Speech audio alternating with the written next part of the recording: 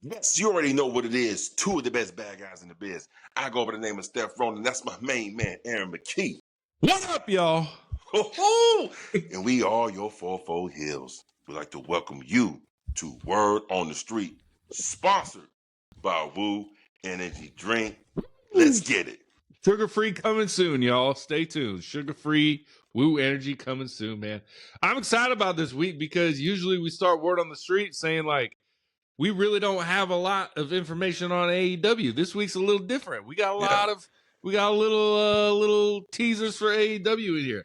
I want to start though with something that is both AEW and WWE, and that is the AAA Mega Championship belt that is held by one Dirty Dominic Mysterio right here, right.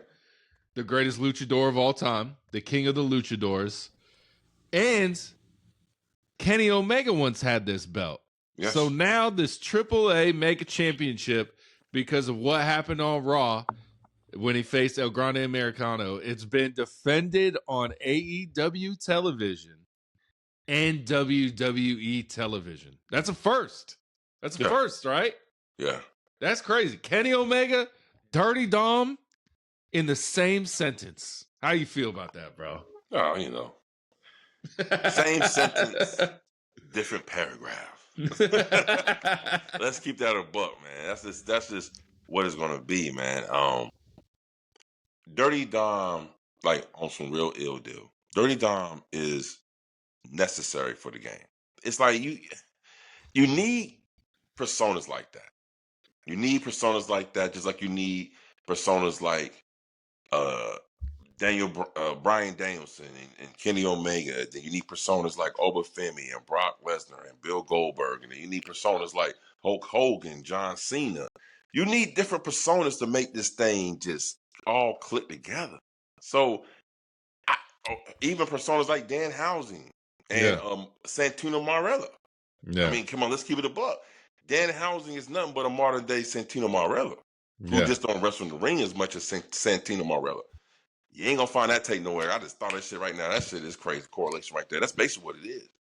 He remind me of the airtime that Santino Marella got is the same airtime that Danhausen get. Is the jokester on TV backstage. So it's a place for it for all wrestling. So I really feel like sometimes the purist gets the purist, and then the non-purist, they just forget that what it is, right? Yeah. So to me, when the bell goes ding, ding, ding, depending on who I'm watching and what is going on, my level of expectations is this compared to who is in the ring. Like, oh, okay, then it's like this. So it's like you gotta temper your expectations on different folks and different storylines and different matches. Yeah. I don't think you can go across the board and expect the same type of style of intensity, physicality, or storytelling in the matches as because it's different matches, just like boxing matches. Yeah, we're never gonna see Roman and Danhausen wrestle. You know what I mean? It's not gonna happen. Right. It's not gonna happen, guys. But I won't be surprised if it did, though. Oh, if it did, that'd be so. If it did. Oh, hopefully later on in Roman's end of his years, just having fun. You know what I mean? Yeah. But I think I was listening to Finn Balor on Stephanie McMahon's podcast, and he was talking about Dominic Mysterio when he turned heel, beat his father up, joined the Judgment Day, and he was like, we're about to go out on Raw and cut our promo. And he's like, Finn was talking about how he came from New Japan where he never really cut promos. He said, for half of my wrestling career, I never cut promos. It was just in ring. That's what you did. He said, so I came to WWE. I was nervous about it. And Dom's still, a year and a half into being a wrestler, period. And he's like trying to help Dom. And he's like, Dom, he's like, we're in Gorilla. We're about to go out. We have like 10 minutes. He's like, hey, man, let's go talk about like our promo and what we're going to say out there. So Dom's like, yeah, man, let's go. So they go and talk. And Finn was like, what are you going to say out there? And Dom's like, I don't know. And Finn's like, what do you mean? He's like, you don't have, he's like, no, man, I'm going to figure it out when I get out there, man.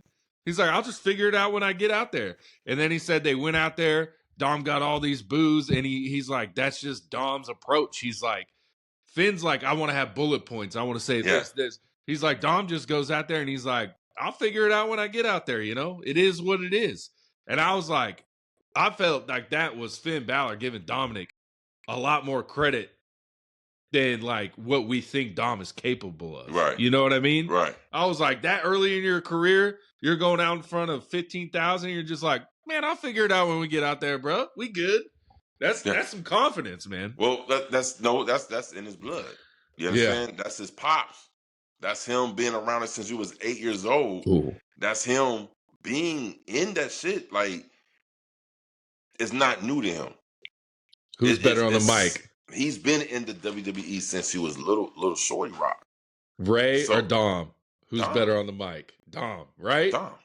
By far. Who's better on the mic? I'm going to say even. Because Rey Mysterio never really cut some shit. They'd be like, oh, that shit cold. And neither have heard some shit from Dominic. They may be like, oh, that shit cold. So they kind of the same. And they actually have the same voice tone if you really pay attention. You know what I'm saying? Father like son, Yeah. But again, just because Dom isn't one of my favorites doesn't mean that I don't see what his value in the WWE. I always know his value. Yeah. But he's just not my cup of tea. He will be eventually. He will be eventually, my friend. Look, the only thing I need from him is put me on a banging ass match. Just give me something to sink my teeth into in between the square circle. That's all I ask. He does that. Then we can start really have a real conversation about him. Until then, he's just a joker to me. He's just a joker. You know what I mean? He's just a joker. Like, I understand. But now with this AAA, we got mask versus mask coming up. El Grande Americano versus El Grande Americano. Here in the U.S., we don't care about the Grande Americanos at all. I'm pretty entertained by it, but like if I see him, I see him. If I don't, I don't. Now, on the other south of the border, Mexico, they are eating this stuff alive, bro. They love it. What do you think is the difference between like the Mexican crowd and the U.S. crowd? Because when El Grande Americanos come out, U.S. is just like, all right, cool. But like in Mexico, it's like shaking the arena. Why do you think that is? I don't even think there's no difference. Because to be honest with you, I'm shaking my head not because I don't want to listen to it. I'm shaking my head because WWE missed a big opportunity to have this match showcased at WrestleMania 42. They did. And this is what we thought was going to happen, man, versus at WrestleMania 42 between the two, the OG El Grande to the, Americano El Grande. Well, we didn't see that. So, and I know this would have been a great match. It's a great storyline. It's right up WWE's alley. Like two good wrestlers. It's the perfect type of shit. But for some reason, the difference is, to answer your question, between Mexico to the motherland where we at, it's not no difference. It's just the booking or the creative or who's in charge of either promotion put more emphasis on that to make it stand out more. And I think I think the original plan was going to be WrestleMania 42, but they realized Mexico cares about it more. So they're like, let's do it in Mexico. And they should care about it more because it was presented to them more than it was in the home soil. Yeah. Right? We'll see. Who's winning it? Who's winning it? Chad or Ludwig? Sad. You know Chad. You think? I think Chad loses it. Chad gonna win it. Because they like Ludwig's Grande Americano better, so I think they give him the win, bro. Yeah, but Chad is the original. Now they got the Creed. They got the Creed brothers in some masks, bro. Can't see. This is the thing I'll be talking about, bro. You're so dead set on the original, bro. You love the original. Bro. It can't be no number 2 if it ain't no number 1. That's what I'm saying. Like, do you know how hard it is to be the first of your kind? Michael Jackson. Do you know how hard it is to be the first of your kind? It's hard. And that weight is nobody's pressure to own unless the first person lays it out for you to how to deal with it. Oos? Yeah. And that's my problem. That's why the original always got to go to the first because you're the first. You're the first. You broke ground. I still think he loses, though. Chad Gable with the L, bro. Chad Gable with the L. They love the Ludwig Kaiser because he actually speaks the Spanish, bro. He does. Yeah. He does. But yeah. I'm just saying, I just feel like and Chad I'm pretty gonna sure win. I'm pretty sure he's dating a Mexican girl too, so Oh, I'm pretty sure. Wait, hold on. I thought he was dating Tiffany Stratton. No, that ended months and months and months ago, bro. Damn, right after Charlotte Flair said what she said, that motherfucker ain't come to her It defense. was very close to that, bro. He ain't come to her defense.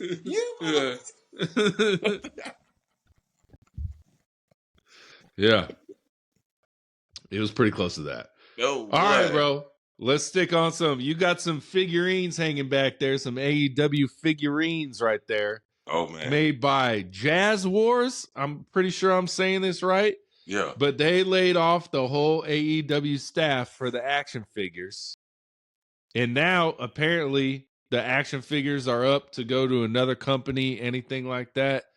Man, keep them coming, man. AEW is about to be Christmas. You better sign something. Look, money talk, bullshit walk. That's all I'm going to say. You know what I mean? And Tony Khan and them got a whole lot of money. You feel what I'm saying? So money talk, bullshit walk. That's all it is, man.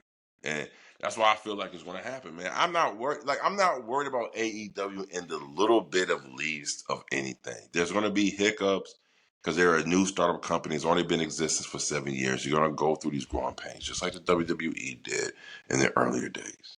You know, it was one point that every pay-per-view the WWE sponsored was sponsored by Stridex. Pimple face cream pads on your face. Yeah. You know what I'm then saying? They went away. Snickers. Yeah. You know what I'm saying? Yeah. Like it was the same Still old got stuff. Snickers. Still got Snickers. Around the main meal. In your house, sponsored by Stridex. Yeah. We know what it is, man. That's our generation. Oops. So I just feel like the AEW is not in no way trouble at all. Because you see the crowds, you see the reaction, you see the talk online, you see the popularity growing, you see the viewership growing.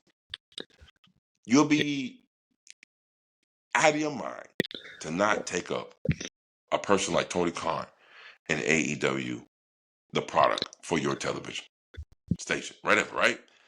And I want to say this. When we put the whole stuff about the Death Rider storyline, like how is this like, and then I said that someone got to be helping Tony Khan. Someone on our page on TikTok put the comment. He was like, or they, I don't know, was like, yeah, they have an Emmy award-winning writer on their staff. I said, what? That's nice. That's always good to have. If that's true, that makes perfect sense to why everything's been clicking, going so damn well. Yeah. If you got an Emmy award-winning writer on your staff, he understands the simple concepts of storytelling.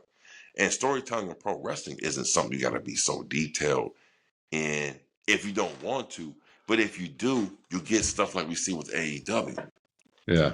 You can't tell me a time other than 2024, like the mid part of 2024, when it was like a whole stretch from like beginning 2024 to mid 2024, where most people online, creators, everybody who fuck with wrestling, they had this thing where they just like, oh no, AEW is losing, and it was like the thing to bomb on AEW. Like that, you can't tell me that was a real thing. That was a real thing. Now, here we go again a year and a half later.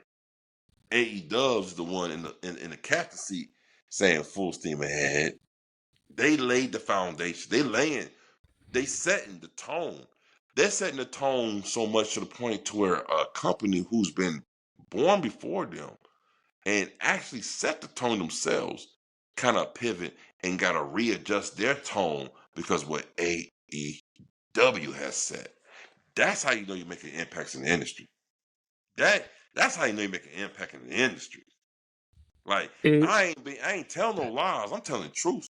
Like that's AEW existence is why WWE is getting back on their horse. Let's keep it a buck, man. They're getting back on. I'm gonna keep 100 with you. You was baby. We You was halfway right. 2026 has been a lot better than 2025.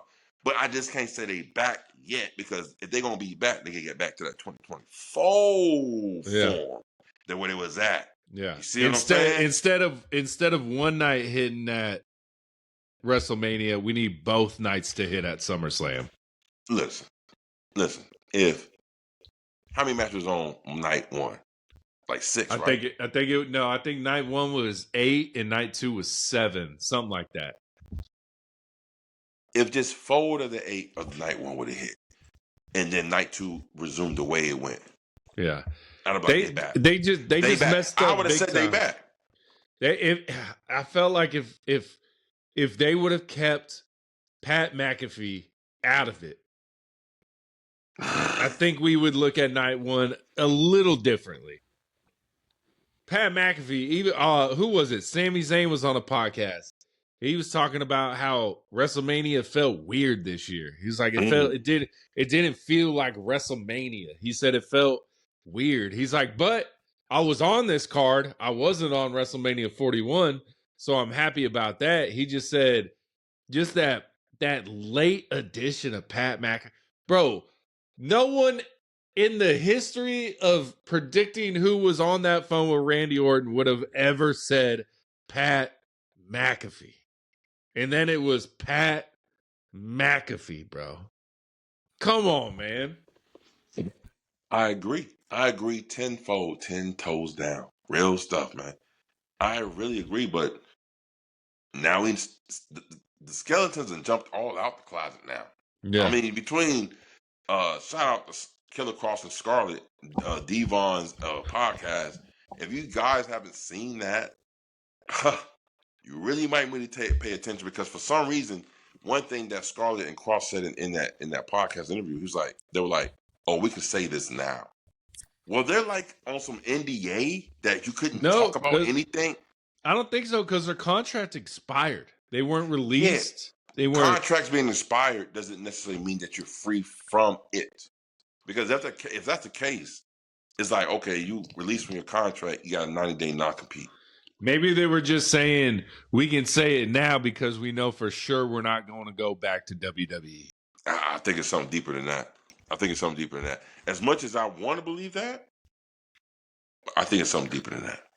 But WWE's forgiving as hell. We know this to be true, yes. Bro. Well, no, wait. Vince McMahon was forgiving as hell. We know this to be true. TKO's not. I don't know what TKO is. We don't know. That's true. Because Bret Hart talked mad stuff all the time, bro. And then they brought him back all the time. Like, it's Bret Hart, obviously. Vince McMahon don't give a damn. Yeah, he don't make money, man. Make money. Paul Heyman promo, as cringy as that promo was to watch, and I can watch that promo right now. If you don't know about it, it's Vince McMahon went face to face with Paul Heyman on SmackDown, and this is the infamous, what do you want me to tell you? What you want to say? He said, I don't care, just make me money. Vince McMahon's reply to Paul Heyman. And he goes out there and he shreds Vince McMahon, another asshole. Yeah. Like, he shredded the hell out of him, to the point to where you look at Vince McMahon at the camera shots, Vince McMahon had to do one of these, like, hey, chill out, bro. What you doing? Man, that's why I love this. That's one of the reasons why I love pro wrestling right there. That shit right there. Yeah. And as much as Vince McMahon had an ego, he didn't have an ego, if that makes sense. Yeah. Exactly. He always told his superstars, I would never tell you to do anything that I wouldn't do myself. Yeah. Yeah. And let's go ahead and talk about Word. This is real stuff. It's been video shown that before the Owen Hart situation happened, Vince did the same thing. Yeah. They showed him coming down and. Yeah.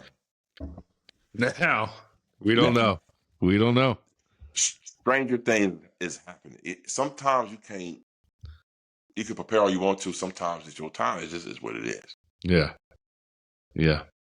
So, do you think the E is to blame for that. What do you feel like? That whole incident, the Owen Hart incident. Do you feel like WWE won the lawsuit against the harness company that their harnesses were a little wonky or whatever. I don't know the details, but they won a lawsuit against the harness company. So like, that should tell you. But you know. So why does Brett still feel some type of way? No, like it's not Brett. It's not Brett. It's Owen's wife. Owen's wife. Yeah. Yeah. I don't know. I mean, if I lost my spouse, I would feel salty as well. You know what I mean? Regardless of what you say. Damn. That's just me, though. That's just even her. Think that someone would try to offer you a man on purpose. Nah, that's a strong pill to swallow. Like to think about that as a company. This ain't like an individual. This is a company. Yeah. And for you to think that. What documentary was this on? This is on some documentary where they're talking about all this. I don't know. Oh, Dark Side of the Ring. It was on Dark Side of the Ring. I never seen that. I never seen that episode. Yeah. I think, yeah. But even, I think Brett was even saying like, because the reason they haven't put Owen in the Hall of Fame yet is because of the wife. And Brett's like, man, just let him put your husband in the Hall of Fame. Yeah, you know what I mean? That's Bret Hart being Bret Hart. You know? Yeah. I was a huge Owen Hart fan. But then at one point, his character, I was like, I don't like him. I think my favorite Owen Hart persona was against Brett. Saw that, but I thought my favorite one was the 2-time Slammy Award winning Owen Hart. Yeah. When he came out there with he came out there with the 2 Slammies he won. Yeah. And then he had the 2 Slammies on the side of his singlet. Like that was my Owen Hart right there. And then he joined the Nation of Domination. We are a nation of domination. Just got the whitest looking dude ever. he's like this. He's like, I got y'all. He ain't do this. He said, I can't fully extend, guys. I can't fully extend, man. I can't fully extend. In the 90s, it was happening already. Yeah. All right, bro. Let's talk about a little TKO Arizona agreement. They're getting 7 events in 3 years, WWE and UFC. Man, I'm telling you, bro, if there's a Royal Rumble out in Arizona where I was born, bro, Phoenix is a lot of fun now. Phoenix is a lot of fun around it. They got casinos everywhere in the city. They got legal marijuana everywhere. And then the stadiums are pretty dope as well, bro. I'm saying when they Royal Rumble, WrestleMania out there, bro, I think I'm going, bro. I have to, bro. I mean, that's your home. That's your home state. So it's like going back home. You feel me? Yeah. I hated living in Arizona at first, and now that I'm an adult, I'm like, man, y'all got casinos everywhere, weeds everywhere, gun laws are very, very loose, so everyone's strapped, like, Texas, Yeah. Kind of like Georgia now. Gun laws are pretty, gun laws are pretty, but man, strapped in the South. When is TKO going to give a deal to Atlanta? You know what I'm saying? Because the fact that gambling isn't legal in Atlanta, I think it's hurting Atlanta. Yeah. It was a big push to putting a casino in Buckhead.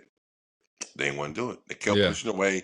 It's below the Bible Belt. These Christians and all them, they feel like it's the devil's work when you gamble. Well, I don't know what that is. Well, that's to each his own. But I will say this. I will feel like TKO did a bad thing by purchasing the UFC at the price point that they purchased at, thinking that was going to be a long-term type of profitability from popularity.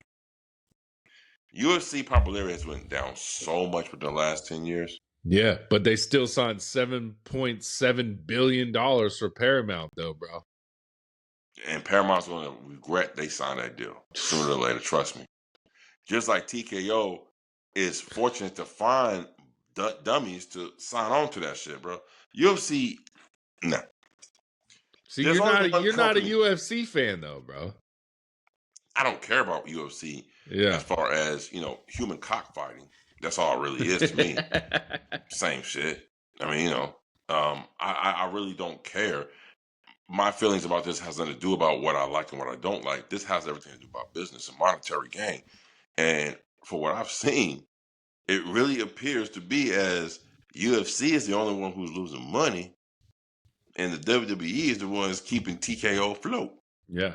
And it seems like TKO is using WWE to take from that, raise prices, and do what they need to do to transfer that money over to stop the bleeding from UFC.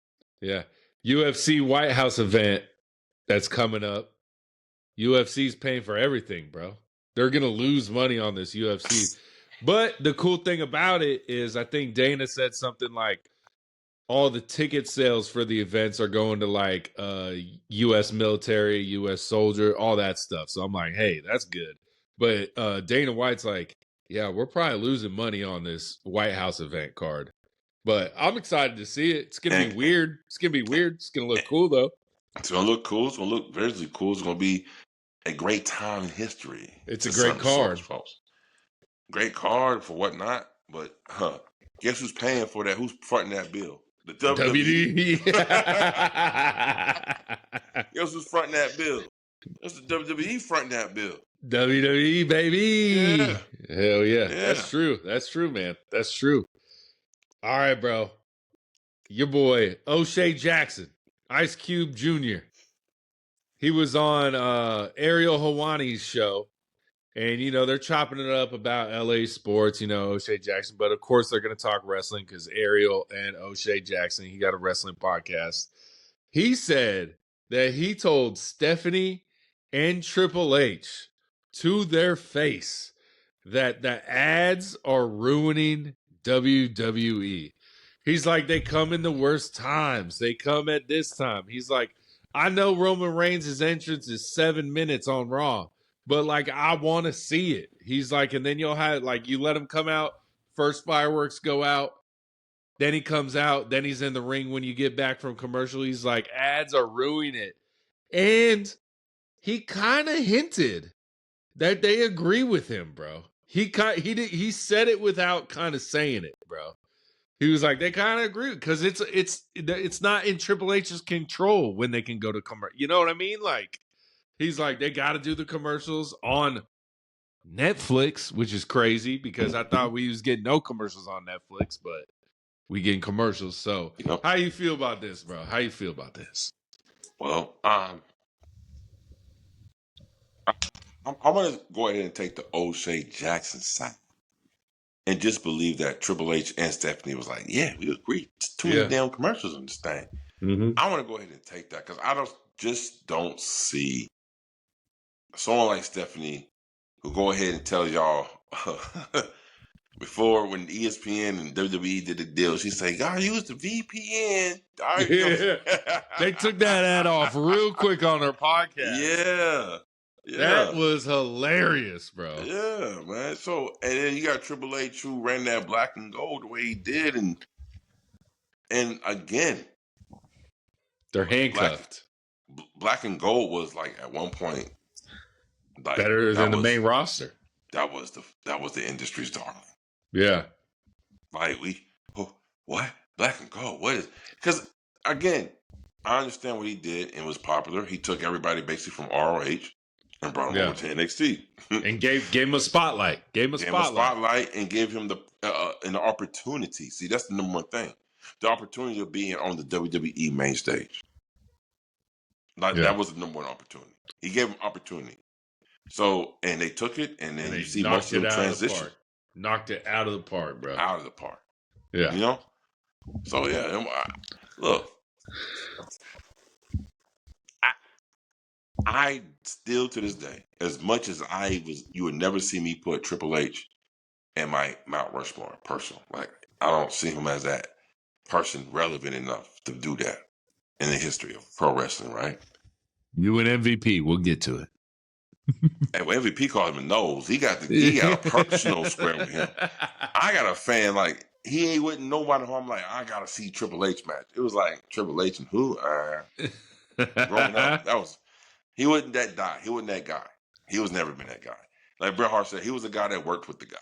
He wasn't that guy. Yeah. So, but again, I'm not gonna sit here and think that Triple H is that low and say commercials, corporatization.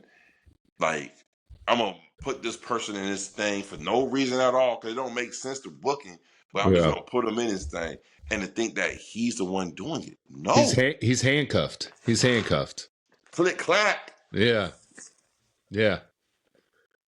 He's handcuffed, man. Like, for people to like love black and gold and then be like, Triple H don't know what he's doing right now. It's like, what? Right. What? Right. Like, he might not have, like MVP said, Triple H never put talent over except for Randy Orton and Batista. He did say that. It is weird when people are like, he never put anyone over except for these two. So he did put people over. It just might not have been a bunch of people like. No. Triple H put a lot of people over. Just like John Cena put a lot of people over. Hulk Hogan put a lot of people over. It just not at the rate that people think it should be. Yeah. And they think he ain't putting nobody over, but maybe he put everybody and mama over. He shouldn't have beat Booker T, and he shouldn't have beat Sting. Okay. The only one I can agree with is Sting. You thought he should have been Booker T? At that time, yeah. He was right to be Booker T. Okay. But yeah. He was right because, listen, what was Booker T during that time compared to Triple H? That's true. Triple H was booked and regarded as the face of the company during that little 3-year stretch. The game. I think a lot of people got to remember that. Like, that little 3-year stretch, Triple H was the be-all, the end-all. And the reason why I don't like it, because I already know that it was manufactured. It wasn't like he really earned the spot. It was just him working with so many big names, and he was such a good heel and throwing it aside those big names that people just, consider him as one of the top names, but in actuality, he wasn't. He couldn't draw a dime. Sledgehammer Triple H? He couldn't draw a dime compared to Hulk Hogan, Shawn Michaels. You know what I mean? Like those type of Stone Cold Steve Austin, The Rock, John Cena. He couldn't draw those type of dimes. He's not a stadium packer. Bro, you know what I'm saying? Sledgehammer Triple H was getting all my dimes, bro. I love that man, bro. He's on one of your personal Rushmore, so I expect that from you. But I'm just saying, in broad generalization, Triple H was okay. He wasn't again, I put him in my top 20 WWE people of all time. But he ain't nowhere near the top 10 or the top 15. So like with MVP saying Triple H never put anyone over except for Randy Orton and Batista. Who did The Rock put over? Who did Stone Cold put over? Like, you see my point? Well, I mean, no, I understand your point, but I can't think of it. But it doesn't necessarily mean that because I can't think of it right now that it actually didn't happen. I think with John Cena always putting people over, it has like skewed everyone's view of top people putting people over. We always saw John Cena he put Austin Theory over. He put Solo Sikoa over. At the end of his career. Right. So listen. So this is what I was saying earlier, alluded to when he put Kevin Owens over. You know what I mean? Like, when you don't put over people at the rate they think you should, they're going to say that you ain't putting nobody over. But you did put people over. You just put over a certain type of person. And I love MVP, bro. I love MVP. But guess what, bro? You weren't big enough to put anyone over.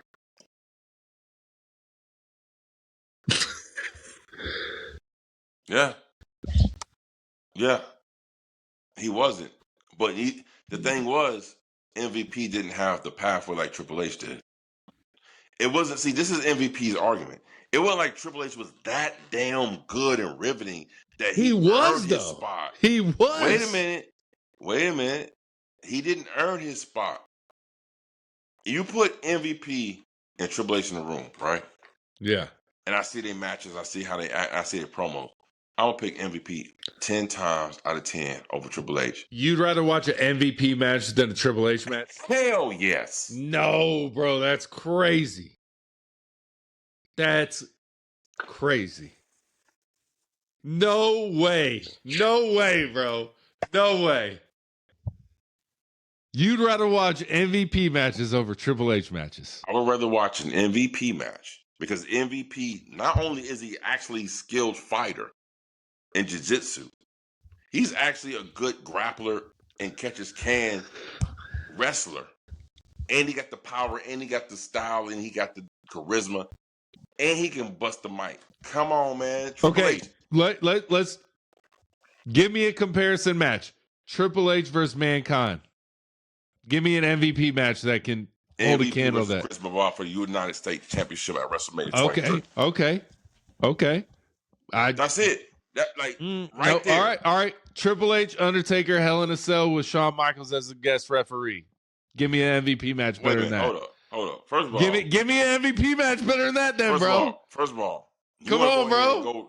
You want to go down the list. You said give you a match. I gave you a match. Yeah, and I'm giving you another match, so match that. Anything we say after those two, I gave you my best match for MVP. Was that your best match for Triple H? With Mankind? No. The one with Undertaker was better. Give me your best match from Triple H. Let's make this fair. Undertaker, Hell in a Cell, WrestleMania. With Shawn Michaels. With Shawn Michaels as a referee. Okay, that's your best match for Triple H. And MVP cannot touch that, bro. That's your best match for Triple H. Yes. Okay. Can MVP touch that? I said on business. I said MVP versus Chris Benoit. No. At WrestleMania. No. For the U.S. Championship. It's better than the Undertaker. Yes. Hell in a Cell. Yes. With Shawn Michaels as a guest referee. Yes. Yes again. Bro, that's crazy. That's crazy, bro. Let me write this time down real quick. Now you got to write it down. You already know the clip of that. Come on, let's get it, bro. I stay, bro. It's better. It's better. The graphs is better. The psychology was much better. It wasn't overly acted and dramatic like the Triple H and the Undertaker the end of an era, saying cage match, hada, huda. We know what's going on, man. I'm just saying. I understand why that match could be regarded as such. But I'm telling you, like, on some real graps. Like, I'm not saying this is the best match ever, but Triple H, Stephanie McMahon versus Kurt Angle and Ronda Rousey. Who'd he put over? Ronda Rousey. Oh, he put over Ronda Rousey? What? He put over someone else, bro? Come on, bro. Come on. Oh, I agree with you. I never said that Triple H never put anybody over. I just feel like it's a certain I'm saying MVP said he put no one over. Well, I mean, MVP, again, this goes back to what I was saying, that certain people feel like if you don't put this amount of people over within your career, you ain't putting nobody over. But who'd The Rock put over? Who'd Stone Cold put over? Exactly. Nobody. It's a certain amount of people who don't really need to put over 1,000 motherfuckers. So that's what I'm saying. Keep that same energy for everyone who was top guys during that time Triple H was in the mix, bro. Keep the same energy, bro. But they're not going to. Who'd Shawn Michaels put over in his career? No one. I don't even know. No one. I don't even know. I just know Shawn Michaels was a sexy boy. Yeah. Who gave Ric Flair a second lease on his wrestling life? Triple H. Who made Randy Orton, who's still irrelevant today, relevant? Triple H. Who made Batista a huge star, which I'm not the biggest Batista fan at all, but I understand he was a big star. Wait a minute. Come on, bro. Wait a minute. I have a weird thought about what you said. Who gave Ric Flair a second lease on his wrestling career? I don't agree with that. It was Triple H. I don't agree with that. Ric Flair says Triple H gave him the second lease on life. Ric Flair won't say where the money pays. We gonna know this. But I'm just saying on some real stuff. This is the nature boy Ric Flair, who is probably and always will be a bigger star than Triple H, no matter what. Yeah, it's Ric Flair. Exactly. But the problem is, when you in a company ain't gonna book you as such, Yeah, how you supposed to shine? That's why Triple H said, "Come with me, big dog. We do an evolution." That was Triple H's idea, bro. Man, look, I'm gonna tell you something putting right over people, bro. Come on, right now. MVP. There's MVP. a reason why I got 3 out of the 4. The curtain call. Yeah, and it's not one of them. Ain't Triple H. You understand what I'm saying? That's because you haven't found it yet because it's sold out, baby. Could have bought that before I found the Diesel I got right here, or the Ramon. You know what I'm saying, that you got for me, or the Shawn Michaels. But he ain't when it's the pecking order and the click. Triple H is number 4. Yeah, and to be fair, everyone says Triple H didn't make it on his own and he had to, boss his daughter, blah, whatever you want to say. No, when Stone Cold won the King of the Ring, that was supposed to be Triple H, but Triple H did the curtain call and got punished and then still came out of that and was one of the top 3 people in that era after he got himself back from the curtain call punishment, bro. Yeah, Triple H, he ain't even damn at that time because he was supposed to win King of the Ring, and he was like, let's go. No. Let's go, homie. Let's go. I don't care. I'm riding with y'all boys. He was supposed to win King of the Ring, though, bro. Yeah, of course. Yeah. He said, look, I don't care no more, Oos. I'm with y'all. I'm with my boys. I'm just saying, I need a lot of people say out of the clique, they said Triple H was carrying the clique's bags. Ooh, boy. Someone has to. Woo, boy. Someone has to, bro. Someone has to. Crazy thing is, let me give a shout out to Sean Waltman. Let me give a shout out to the 1, 2, 3 kid. Let me give a shout out to 6. Let me give a shout out to that man right there. X-Pac. Let's give a shout out to him. The best worker other than Shawn Michaels in that. Like, I'm going to be honest with you. I think Sean Waltman was the better worker out of that clique. Like, we had the past segment, overrated, underrated, popularly rated. It was X-Pac, bro. No, I want to talk about 1, 2, 3 kid, 6. You understand? It's crazy. It's crazy how his name was the Kid, and then he pinned Razor, and then it was 1, 2, 3 Kid because he got that 1, 2, 3. Bro. And then, Razor put him over. And then when he went to what? The WCW, his name was 6. Why? What's 1 + 2 + 3? 6. He came out with 6. He was a 1, 2, 3 kid. I'm 6-Pac now. I said, ooh. And he spelled it SYXX. Yeah. And then he went to X-Pac when he was with. Yeah, he took the. Let me tell you something. He was ahead of his time. He was good, bro. He was good. Oh no, he was better than good. He was ahead of his time. Yeah. You underrated, overrated, properly rated, 6 underrated. 1, 2, 3 kid. No. Here we go. Definitely underrated for me. Yeah. Definitely underrated for me. We both said he was underrated for sure. I'm talking about this. Let's talk about his career. Like, he was one of those guys that make you look good. Mm-hmm.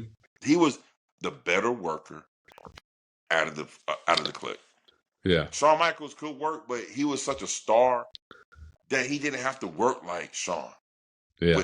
Waltman, you know what I mean? And Waltman, he passed off on that thing. Yeah. Like, bro, oh my God. Like, I got it coming. Trust me, I got a 6-figure coming. Rarity, I found it. I got one coming, Oos. This is why I gotta talk about the Oos right now, man. He was on his game, man. Yeah. And I don't feel like he really don't get enough respect in the game. Yeah. I rock with him. I rock with my boy.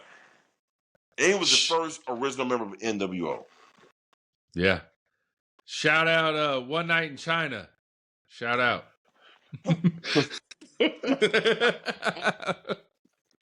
Shout out. Hats off, brother. All right, bro. Let's keep it AEW, bro. Jonathan Coachman says he has insider information that Zelina Vega and Alistair Black are going to be signing with AEW. Man, you better stop playing with me. Bro. You better stop playing with me. You better stop playing with me.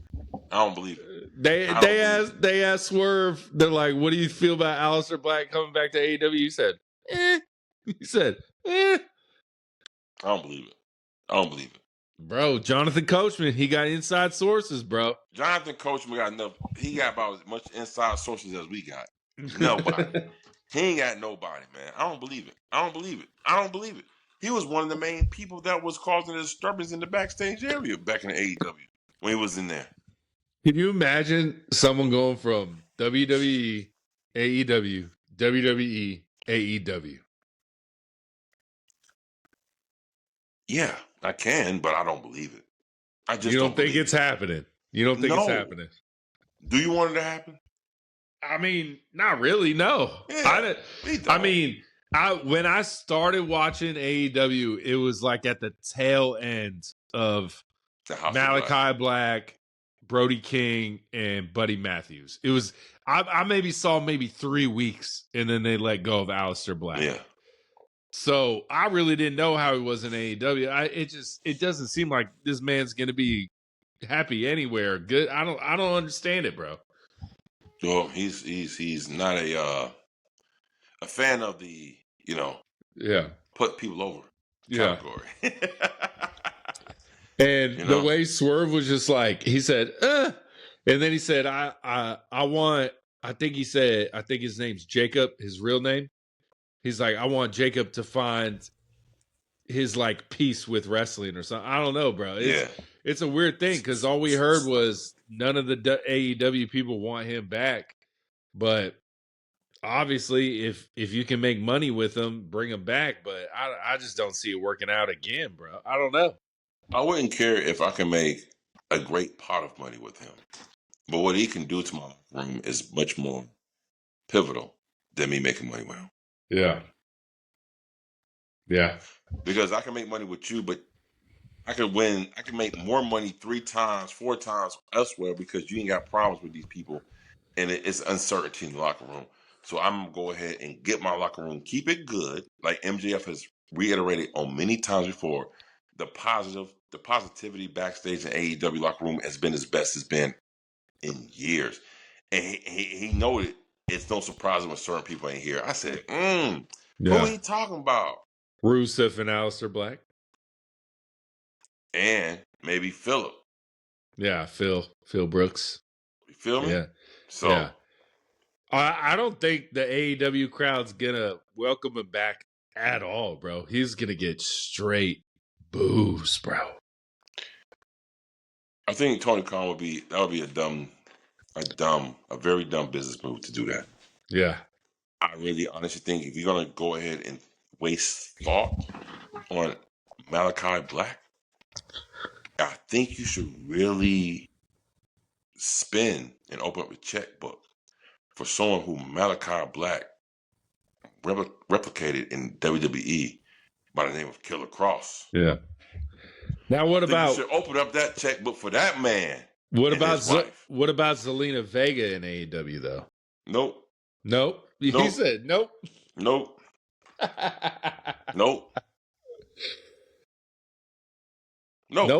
Just there's no. The interest level is -3. -3. I'm probably at a -4. There's no interest at all. Yeah, and especially I don't even think she fits with the style, to be honest with you. Well, we don't know that because I didn't think Tommaso would fit with the style, but he does. You know what I mean? So I want to at least give it a chance. Yes, but Tommaso, unlike Zelina's, actually wrestled in ROH before he was born. It was a real wrestling independent promotion. So he knows that style. So I wasn't too surprised when he can get down with it. But Zelina, I don't think I've seen her other than the PC or NXT. Yeah. It's crazy, bro. It's crazy, bro. Crazy word, Oos. All right. Your girl, the Toxic Spider. Come on with it. She signed a long-term deal while she's still in her deal right now, bro. She re-upped before her contract was even up. We're getting Tekla for a long, long, long time. How you feeling? In AEW. Exactly. That's exactly what it should be. She is, and the problem is, people are like boo-dooking on her, thinking like, oh, because look at her now, they ain't got nobody else to work with. But I'm telling you, when Mercedes Moné, Tony Storm comes back, it's gonna be a great work. And y'all gonna really fall in love with Tekla, and y'all really gonna be like, oh, we see it now. You know, in this industry, love, it takes two to tango. You know, you can't do it all by yourself. It takes another dance partner for you to make this riveting, to make the match interesting. It takes everything together to make this flow. It's not a one-man show. Pro wrestling has never been a one-man show. It never will be. It's always going to be two. So there's always going to be two, and one should be Sky Blue. That's all I'm saying. I agree. Sky Blue, she got it, but Tony Khan got to have a little bit more faith on her. He got to put it out there a little bit more. More Mike Tom. I'm talking about Mike Tom live with the crowd. Cut promos in front of the camera, the hard cam, and look into it, and let's see what she at with hers, because haven't heard her talk at all. Really, not much. Yeah. Some backstage stuff, a couple one or two liners. That's about it. You know. Yeah. Let's see what she at with hers. Give her that mic, put her in the ring, and see what she does. Let's see what she do, and let's see what kind of excitement she garners. Yeah, you know. But again, it takes time. It takes two. Goes back to what I'm saying. It takes two for things to fucking flow. If it doesn't, you know, it's either y'all don't have chemistry, or one of the persons ain't up to par, or someone's feeling some feelings. And you know, this is why pro wrestling is not it's really a team sport. Pro wrestling is the ultimate team sport. Yeah. Let me say that again for the people in the back. Pro wrestling is the ultimate team sport, not football, not basketball, not any kind of sport. Pro wrestling is the ultimate team sport. It takes two, maybe sometimes four, maybe sometimes 6 or 10 or 12. Yeah. AEW sometimes 10, sometimes 10, sometimes 10. But you feel where your ooses come from. Or if you do anarchy in the arena, it might take 14 of them. There you go. See? Here, you understand. Yeah. It's the ultimate team sport. Ultimate team sport. Let's go, man. Let's go. All right, bro. I want to bring this up because I want to toot my own horn, baby. I'm doing it. This is what I'm doing. I've been right. I'm going to be right about Sky Blue. She's coming. I was right about Dirty Dom, and I'm gonna be right about Kiana James. We all see that. I was singing Kiana James's praises months before anyone else online was singing her praises, bro. That was me. That's me. I'm usually not this confident and cocky in my sayings, bro. But another person I was right or am gonna be right about is my main man, Montez Ford, bro.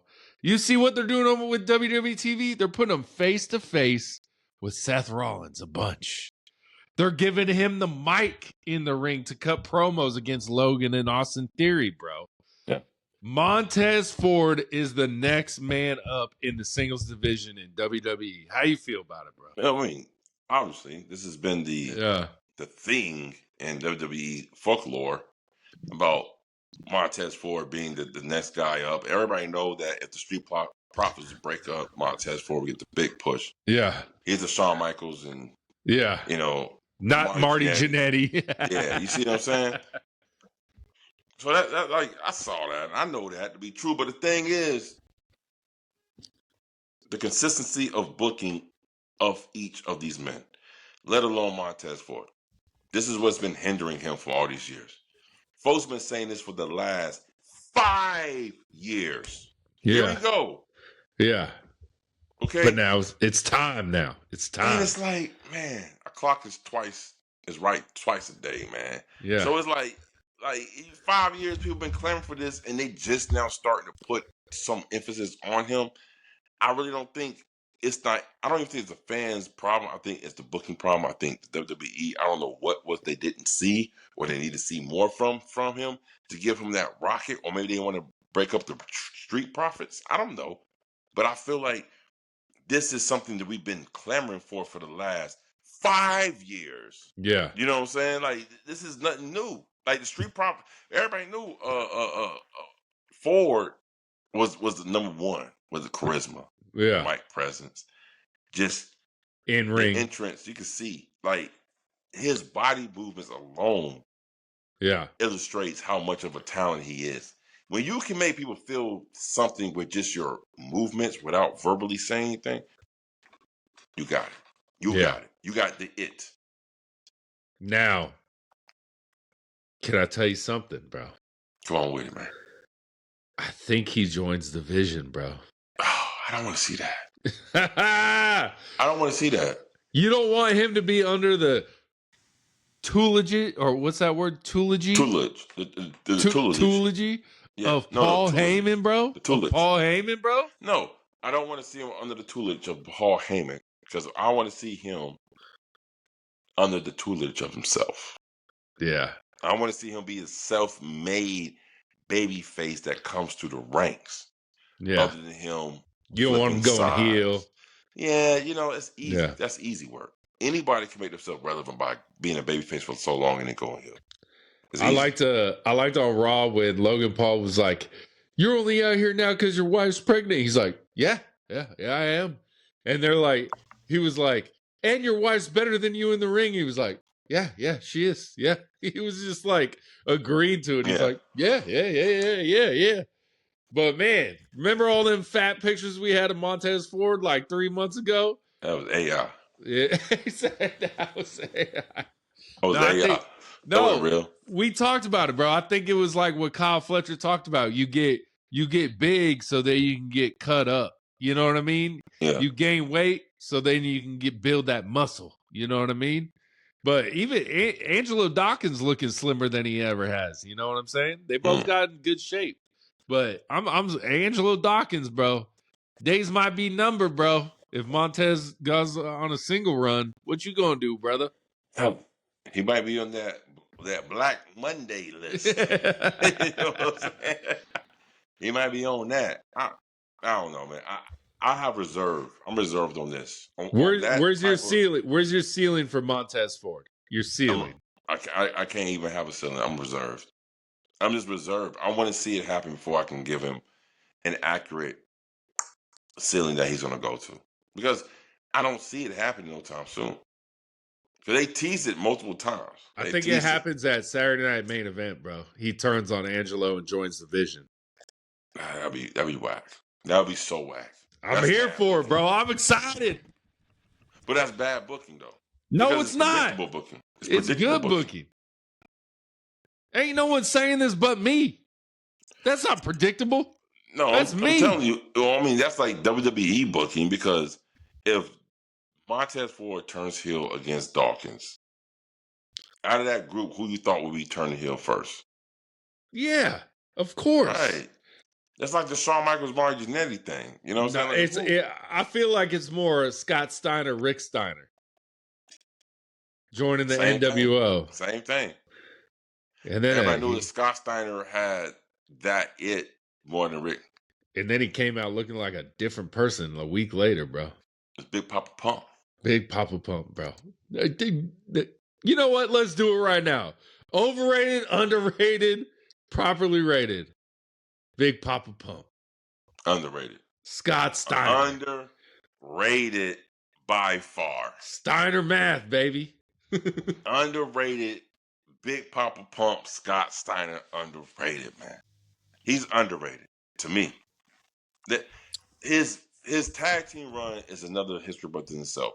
Yeah. And then to take from himself out of the tag team and transform himself into a superstar as a single star. That weird muscle he had, bro. The bump on top of the bump. Bro, come on, man. Big Papa Pump. Bro, I don't know why. Got to hook up. I always liked him. I always liked Scott Steiner, bro. I was always a fan of him, bro. Maybe because he bleached his hair blonde and we was all Eminem fans back in the day growing up. And we're like, oh, yeah. I fell in love with Scott Steiner when I saw how him and Goldberg worked. Yeah. I love the way Scott Steiner and Goldberg worked. Yeah. Oh, my God.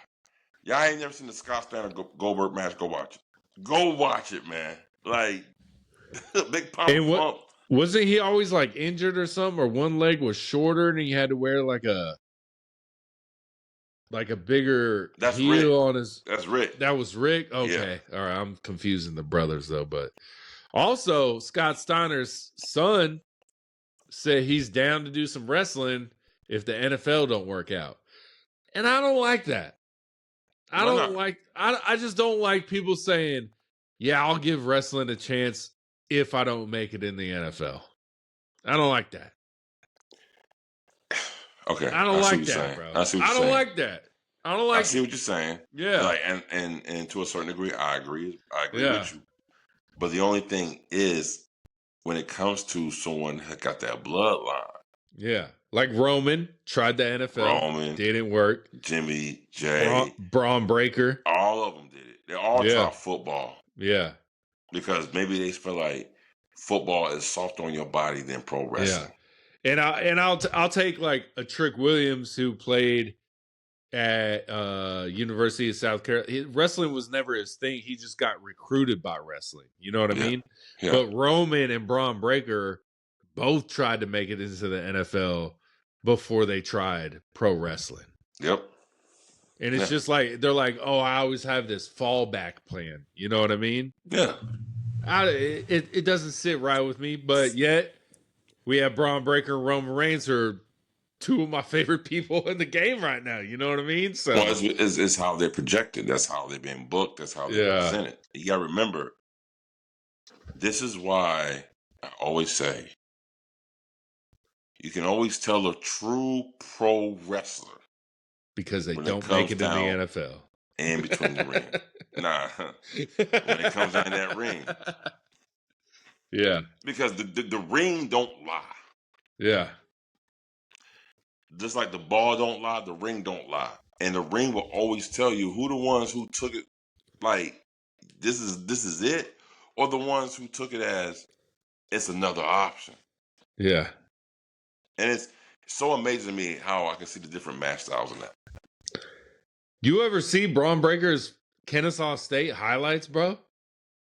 I'm like, how did he not make it, bro? He was so good, bro. Too small. Too small. Fast though, bro. Tell Darren Sproles. Darren Sproles, bro. Come on, bro. He was a running back. Too small to be a linebacker in the NFL. No, Braun was a running back, bro. He was a running back. Running back. He was a linebacker also too.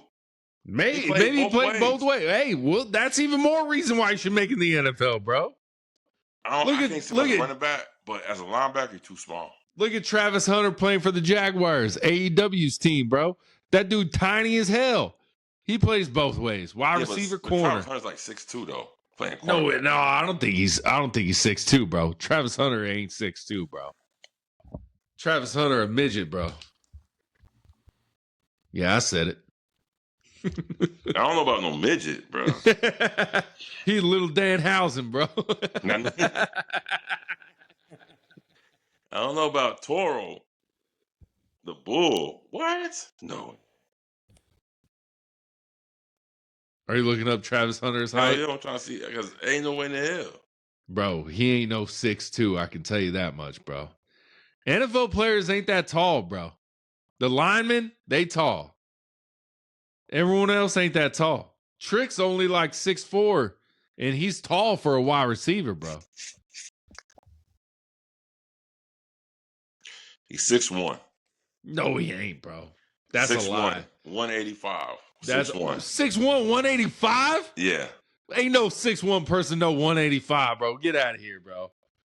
185 soaking. No, bro. Ooze. No. Ooze. I'm you 6'3", 2 inches I'm shorter. 240. Yeah, that's what I'm saying. So he 2 inches shorter than you and 60 pounds lighter? Yeah, that's what I'm saying. So no, he's lying. NFL be lying about heights, bro. NFL be lying, bro. NFL be lying, bro. Let's get back to wrestling, bro. Let's talk about someone who's tall as hell, Kevin Nash. Yeah. He's been very vocal recently on his podcast with his, trucker mic that he uses. Why don't you just get rid of that stuff, man? Like, please get rid of Kev. Like that. Yeah.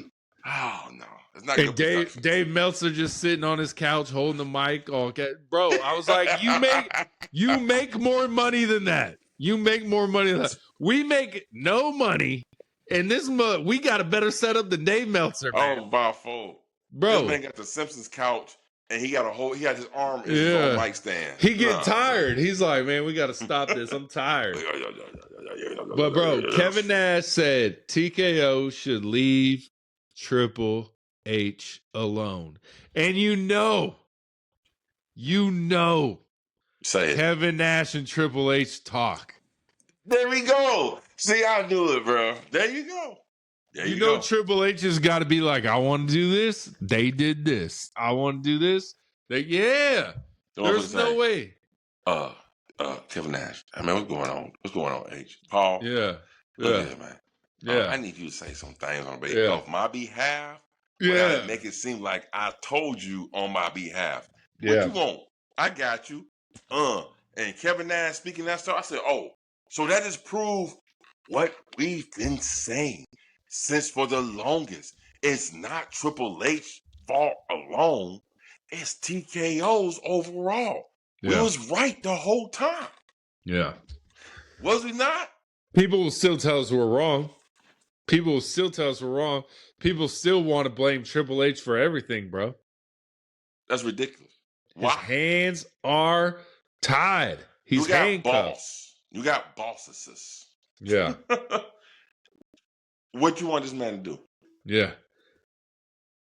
He says, hey, TKO, I want to do this. I want to do this. You want me to do? You want me to put what? Pat McAfee? What? He said, that don't make sense. That don't make sense. Oh, that doesn't make... Okay. Yeah. Yeah. Pat McAfee, come on, I need you up on stage. Yeah. Because he got bosses, man. Yeah. You can't tell me just because he's the head of creative that they don't have override on him. Yeah. That's ridiculous thinking. That's asinine thinking to think that, man. Yeah. And TKO said they do have the ultimate creative control, but they don't use it. They pulled out they pickles. BS. On that boy. Yeah. They said, zip down the fly, here goes them pickles. Here we go. You know what I'm saying? They pulled out all the nut sacks and pickles on that man, saying, we have total creative control. So basically, when we want to say things, it's going to go. Because we control. We own this company. We own this. Yeah. Bruh, come on, Uzi. Something ain't right here. Somebody's lying. And I don't think it's Triple H. I don't even think it's TKO. I just think it's the fans that are so delusional to even think that Triple H is the fall guy. I don't think he's a fall guy. I just think he's just a guy who's getting fucked over. Yeah. And you know what's crazy is like, if they didn't sell to TKO, they could still have everything they have right now. They could still be on Netflix.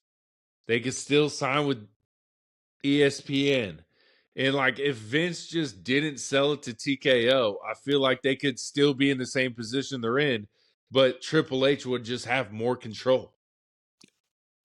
Okay, so Vince McMahon had to do what he did because of all the allegations that was like waterfall and tumbling on him.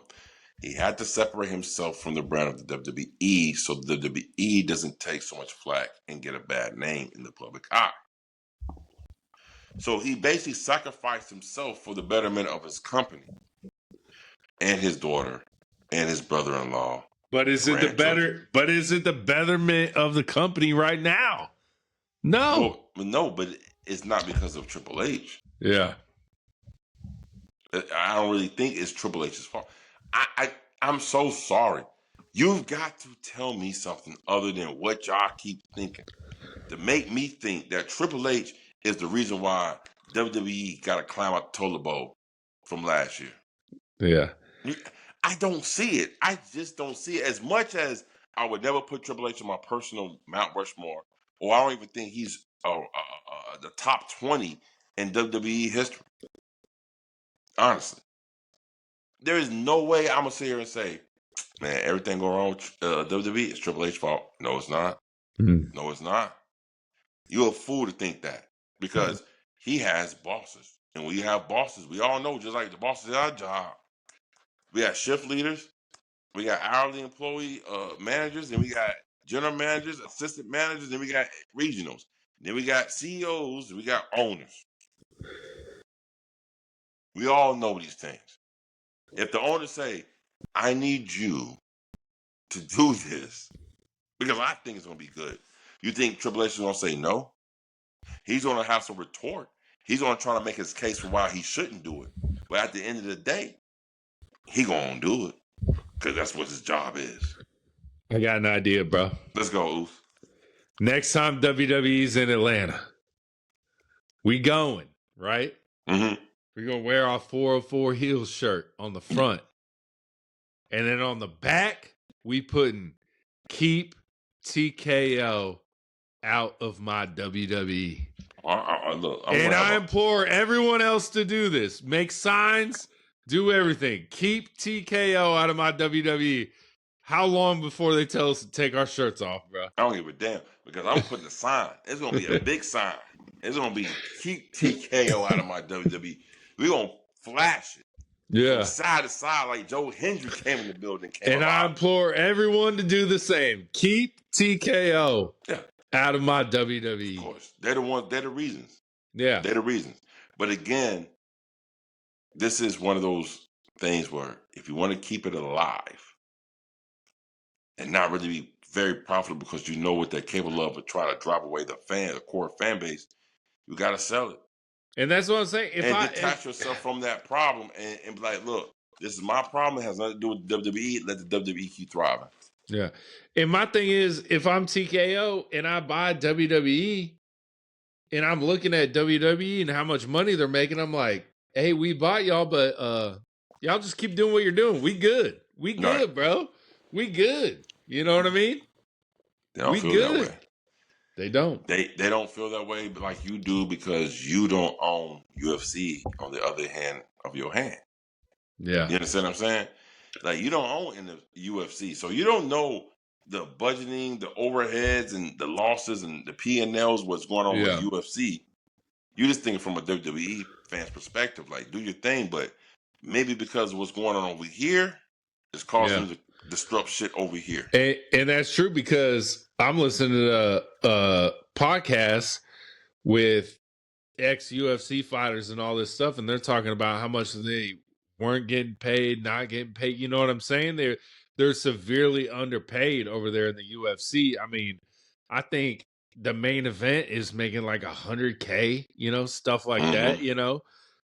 Some of them get a percentage of the pay-per-view sales, which there are no more pay-per-view sales anymore. But back in the day, like a person like Conor McGregor was making money, but like the lower people on the card ain't making money.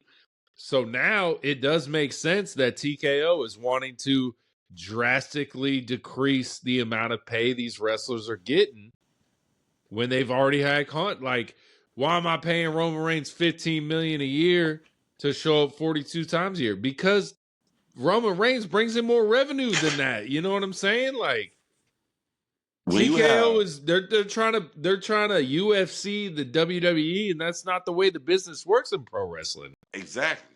And when you have UFC fighters coming out the woodwork saying that we are underpaid, and you hear these reports about TKO asking WWE talent to take a 50% cut from the original contracts, and then you hear reports like Manuel, Shapiro, Khan, their portfolio tripled and doubled by this many millions of dollars. Yeah. Something ain't right with the system. Yeah. I say something ain't right with the system. How are you going to ask everybody to take a pay cut, and UFC fighters complain about how little pay to get, and UFC is actually doing this? Let's keep it a buck. UFC ain't doing this no more. They did this. It peaked a couple years ago. Now they doing this. Yeah. Okay. So now the TKO got a cover for that side, and they're using WWE to do it. And at the same time, while they're doing that, they're bleeding the industry that we love dry to supplement another industry, which they don't give a fuck about from the other one or this one, because as soon as they do both and get what they need, they're going to cut their losses and sell it. Yeah. And you know what's messed up is Logan Paul, his brother, Jake Paul, he was on a live stream, I think it was, and he's no longer allowed to be like ringside anything for his brother's matches. Because you know why? You know why? Because who's putting on the Ronda Rousey Gina Carano fight on Netflix? Jake Paul. Yeah. That's UFC's competition. So they said, nope, your brother's no longer allowed to be at WWE events, bro. Nope. Cancel that. Cancel that, bro. That's a So you mean to bush. tell me this whole time it makes perfect sense why this counter programming from the E? It wasn't the E. It was TKO doing that for AEW. Yeah. They was trying to kill any competition in their field. Doesn't matter if it's Bellator or AEW. Anybody in their field or where they feel like they want to gain money, they want to squash them like an ant, bro. Look, let me tell you something like an ant. Let me tell you something right now. I'm gonna tell you something right now. TKO a problem, bro. TKO is the problem with UFC and the WWE, bro. I can't stand these bastards, bro. Yeah. I don't like no damn TKO no kind of way. I can't stand these bastards, bro. Like it makes everything is making more sense. As time goes on, things are making more sense. They always say you never see when you buy a business or a company, you don't really take control until at least a little bit after year 2 into year 3. Yeah. Here we are, year 3. Look what we're experiencing right now. And Jake Paul was on WWE TV before. He's been on it. Yeah. But that was I don't know if it was before TKO bought WWE. Now Jake Paul doing some MMA fighting and paying these MMA fighters what they deserve to get paid. Bro, it's so crazy, bro. Pay the people what these people like. You wouldn't have a product if it wasn't for the wrestlers and the UFC fighters. You would not have a product. Let me tell you, you wouldn't have a product. Let me tell you some real shit. Like, yeah, no, you're right. You wouldn't have a product. But let me tell you some real ill deal stuff, man. Like when as we as pro wrestling fans who don't like things like this, stand tall and make a strike and don't pay attention to nothing stuff they do. Never. See, we can keep complaining about what we fucking talk about and what it's going to be, but when it's all said and done, we still watching the shows, going to shows, buying the merch, giving them money, and putting the cycle in there. Yeah. Like if we really don't like what's going on, then we'll boycott it, and we'll cut it off flat. It's because we still like it, we still like it. We still like it. That's why, we still like it. So that's why we can't just cut WWE off. You know what I mean? No, it's not about we still like it. We still love it, right? Yeah. And the problem is, this is why I can't stand that damn TKO, because all they did was find another niche of fans that are loyal to their niche of entertainment, and they're milking us dry.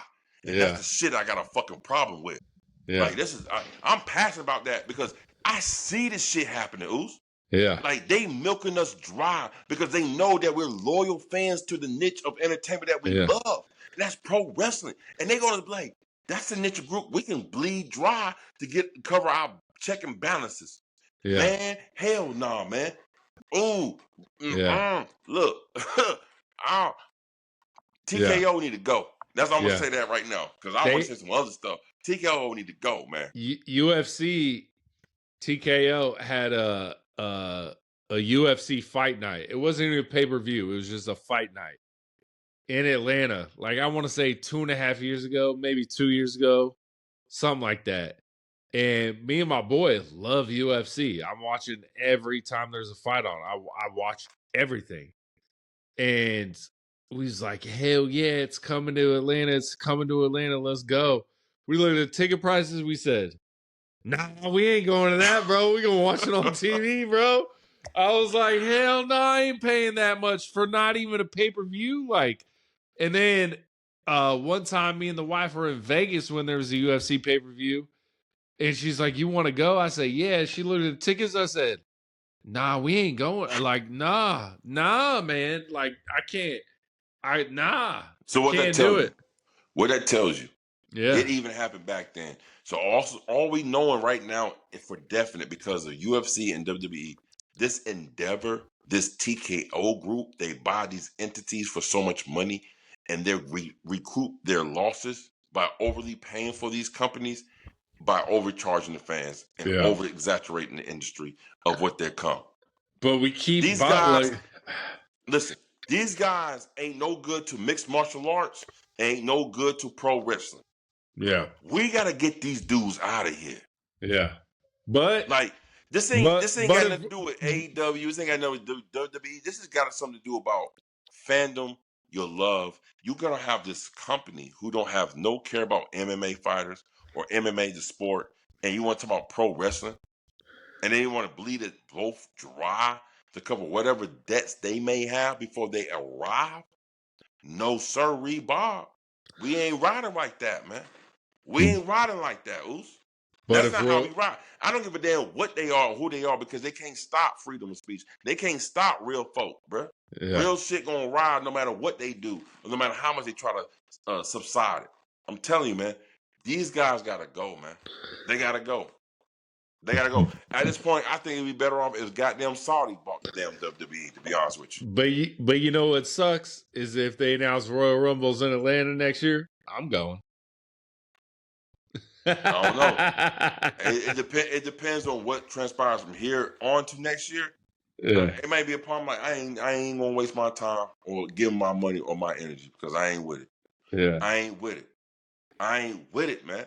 Because they bleeding something that we love dry. They leeches. TKO ain't nothing but some leeches. That's all they doing. Yeah, they leeching the industry that we love to the point to where if we keep allowing them to leech it, and then they're gonna leave it dry and worse off than what they found it. And you can't tell me it's gonna be better. It's gonna be worse off than what they found it, man. Disney's gonna drop WWE. ESPN's gonna drop WWE as soon as TKO did what they need to do with it and let it go. Because we already heard reports from ESPN saying that everything from WWE, they feel like their return isn't worth them putting that much money into WWE for these PLEs. Let's keep it a buck, man. Yeah. Again, because of TKO's actions, they are bleeding the fandom and the love and the universe dry. They're bleeding it dry. And when you bleed something dry, that means it can't get no more to give. Yeah. And maybe when ESPN and Disney did this deal with WWE, if TKO wasn't involved, maybe it would be lucrative for ESPN. You know what I'm saying? Like, maybe it would have worked out. Maybe. But everything is all connected and intertwined with each other. This is what happens when you want to take your brand mainstream big time. But like we said, Phoenix is getting 7 TKO events in 3 years. UFC, WWE, Mania, maybe a Rumble, maybe this, maybe that. But TKO just made a shit ton of money off of that, bro. Because Phoenix paid for them to come. You know what I mean? Same reason John Cena's farewell match was in Washington, D.C. and not Boston.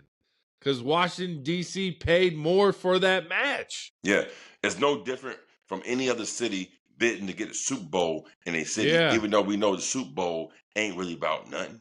We ain't seen a real good Super Bowl game or real good football game in quite a while. Because they don't really let them boys play real football no more. Let's keep it a buck. Okay. TKO. I implore y'all again. Keep TKO out of WWE signs is what we need, man. We need a revolution. Ain't gonna be no revolution. You still got to buy them tickets and pay TKO to put that sign on TV. They gonna confiscate it, but they can't confiscate all 15,000 of the signs, bro. I'm posting up. I'm waiting to see what's going to happen, what's going to transpire for the future right now. Because like I said, if it keeps going this route, bro, I don't care what it is. I ain't going to support no multi-billion-dollar endeavor groups from TKO group. No, because they ain't got no love for the sport. They ain't got no love for the sport. Short game, it's like a damn fix. You jumped up your veins with some fix. Damn, the long-term damage is something else, ain't it though? Yeah. You understand? And I ain't with it, man. Because I love this too much. And I'm too wise to just buy into some old crap, man. I love this industry too much, man. Like most people say they love pro wrestling, but I don't think they love pro wrestling as love what it can generate for them or help them put in this position where they can make them because they talk about something they ain't really talked about a lot. I got a genuine love for pro wrestling. Like I love this shit, Oos. I love this damn sport. That's all I watch is pro wrestling and sports. And lately, because of the pod, all the thing I really watch is fucking pro wrestling. Yeah. I don't watch sports like that no more. And I love my Hawks, my Braves, and my Falcons. You know, and my United. But I don't even watch none of that no more because pro wrestling took up all my time because I love pro wrestling more. That's my number one. Pro wrestling. Yeah, baseball sucks, but either way. I just love it. And I really feel like what I said a long time ago with that clip, the bandwagon fans, that has a lot of truth to it. Yeah. Because we saw the bandwagon fans from the growth of the boom from early 2024 to around early part of 2025. We saw a lot of people then dipped off. We saw a lot of people start complaining. We see a lot of people ain't got no love no more. We see a lot of ticket sales down. We see a lot of viewership down. We see a lot of things ain't what it's supposed to be. When Triple H, remember Triple H had a commercial? He said, unless you've been under a rock lately, WWE is on fire. Remember that? Yeah. Remember that he used to have? When it was on popping, the build of WrestleMania 40. Yeah, I feel like WrestleMania 40 was, once WrestleMania 40 went off air, TKO started. TKO start putting their draws down and putting them pickles out. That's what happened. Yeah. They say, okay, your time's done. Zip, our time is now. This is what we want.